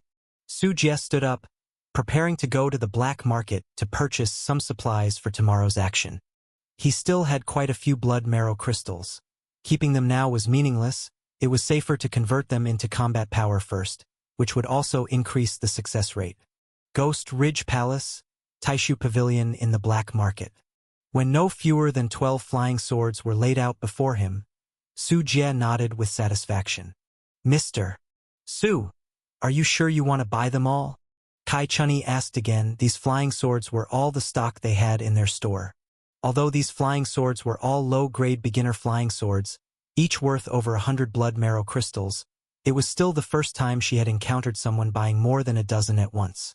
"That's right, count them." Su Jie tossed over a bag filled with blood marrow crystals and then started placing the flying swords on the table into the sword nourishing gourd at his waist one by one. At this moment, the number of flying swords inside the sword nourishing gourd had reached 72. Su Jie did not only buy from Taishu Pavilion. He also purchased flying swords from other shops. Spending all the blood marrow crystals, he had to maximize the power of his sword nourishing gourd to the greatest extent. "The count is correct." Kai Chunni nodded her head, a beautiful smile playing on her lips as she said, "Mr. Su, you are welcome to come again next time." Sure, Su Jie replied. He stood up and, with time being of the essence, had it been any ordinary day, he might have taken the opportunity to flirt with the young woman. But right now, Su Jie was completely preoccupied with thoughts of the exotic treasure. Leaving the black market, Su Jie returned to the practice room and meticulously consecrated all the flying swords he had bought. The room sparkled with the silver brilliance of dragons, filled with the radiant glow of sword light, and the fierce sword chi was so intimidating it made one feel as though they could be pierced by 1,000 swords at any moment. If Chao Yuan's sword nourishing gourd had contained this many flying swords back then, defeating him may have truly required much more effort. Having completed all this, Su Jie looked at the sky and left the mountain gate, stepping into the forest and heading towards the prearranged rendezvous point. When Su Jie saw Ning Xinyue again, she was squatting under a tree, idly counting ants out of sheer boredom. "Why are you so slow?" Ning Xinyue complained. "I told Elder Tang I would be in closed-door cultivation for a week. Our time is precious. If we don't get it done in a week, we'll be in trouble." Ning Xinyue's disguised identity was that of a cultivation prodigy, an inner disciple in reserve. Thus she enjoyed certain privileges. Not only was she personally taken as a disciple by Elder Tang, but he would also occasionally inquire and instruct her cultivation, a luxury not afforded to ordinary outer disciples, whom the elders would hardly bother to speak an extra word to. "Don't worry, traveling won't take up much time," Su Jie assured her. He summoned the thousand-handed centipede from his sleeve. They were already far from the mountain gate of Ghost Ridge Palace, beyond the detection of the elder's divine sense. "Why are you letting the centipede out?" Ning Xinyue instinctively took a step back. She was fine with most things, but the eerie appearance of the thousand-handed centipede unnerved her. "To speed up our travel. We're going to fly there," explained Su Jie. Su Jie had the thousand-handed centipede revert to its original form, dozens of meters long, and then sat on its broad, flat back. "Your centipede can fly?" Ning Xinyue was first taken aback, but then, seeing the enormous and fearsome form of the thousand-handed centipede, her complexion grew pale, and she asked weakly, "Is it possible not to sit on it?" Without a word, Su Jie just hooked his finger, motioning for her to come aboard. Ning Xinyue reluctantly moved her stiff legs, no longer mentioning the urgency of time. The thousand-handed centipede turned its head to look at Ning Xinyue and then, under Su Jie's command, nudged the girl with its head, as a pale corpse hand grabbed her and placed her on the back. "Hold on tight," Su Jie said.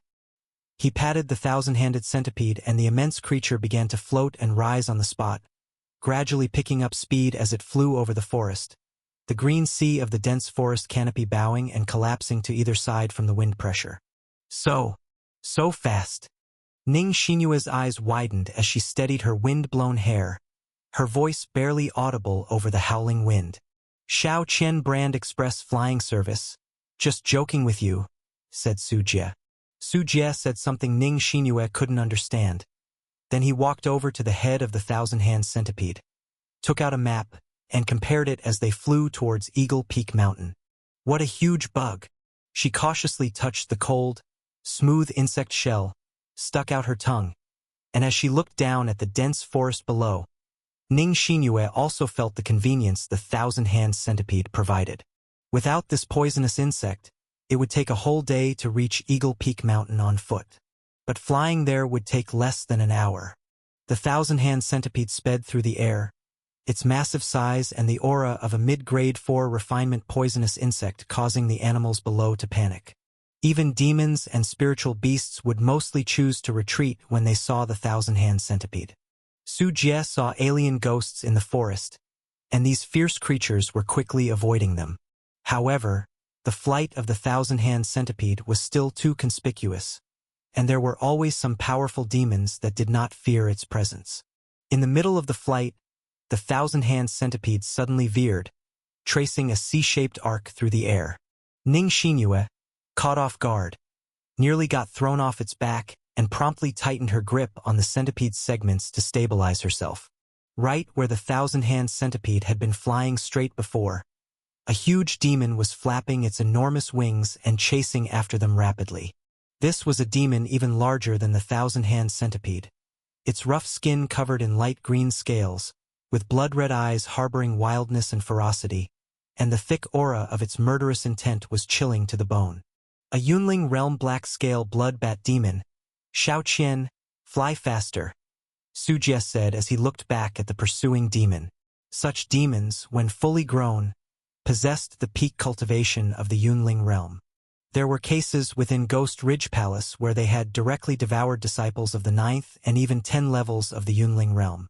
Su Jie felt that he might not necessarily lose in a fight, but now was clearly not the time to delay.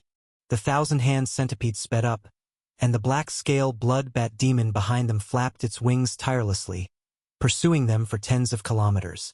When it realized it wasn't closing the gap, it let out a reluctant roar and plunged back into the forest. That's how demons were. There were many demons in the territory of Ghost Ridge Palace. Demons and spiritual beasts were basically the same in that they absorbed the essence of the sun and moon and breathed in spiritual energy to cultivate. The difference was that demons preferred to absorb the turbid energy of the earth's veins for their cultivation, making them more aggressive and ferocious, while spiritual beasts preferred to absorb spiritual energy and were somewhat more gentle in nature. That was close. Read the latest on Novelbin. Calm. Ning Xinyue patted her chest, not sure if she meant her near fall or the encounter with the black scale blood bat demon. If it weren't for the fact that you can pinpoint the location of the exotic treasure, for behavior like what you just did, I'd leave you here to avoid bringing trouble along, Su Jie said indifferently, which caused the young girl's pretty face to flush with anger. It's clearly your pet's fault for changing direction so abruptly. Now that I've secured my grip, isn't everything fine? Ning Xinyue complained, not willing to admit defeat, indicating it was her own lack of attention. Is that so? Of course. Don't underestimate my grip strength. Ning Xinyue had just said this when the thousand-hand centipede suddenly did a 360-degree flip in midair. Accompanied by the girl's scream, Ning Xinyue clung desperately to the centipede's joints, her body hanging upside down in the air, spinning around with it. It seems you are not holding on tight enough after all. Su Jie sat on the head of the thousand-hand centipede, admiring Ning Xinyue's figure. You insufferable rogue, bullying people? Ning Xinyue said as she noticed the smile on Su Jie's lips, realizing he was up to mischief. But you were the one who said you were holding on tight. I was just checking your standard. Su Jie shrugged as the thousand-hand centipede prepared to roll again. Frightened, Ning Xinyue quickly took out a rope from her storage bag, tied one end around her waist and the other to a protruding segment of the centipede's limb, and gritted her teeth. Now there's no way I could possibly fall off. That's more like it. Su Jie snapped his fingers and continued to guide the thousand-hand centipede in flight. Meanwhile, Ning Xinyue shook her clenched fist behind him, secretly making up her mind. Letting you bully me. Once we find the exotic treasure, I won't leave you a single hair of it.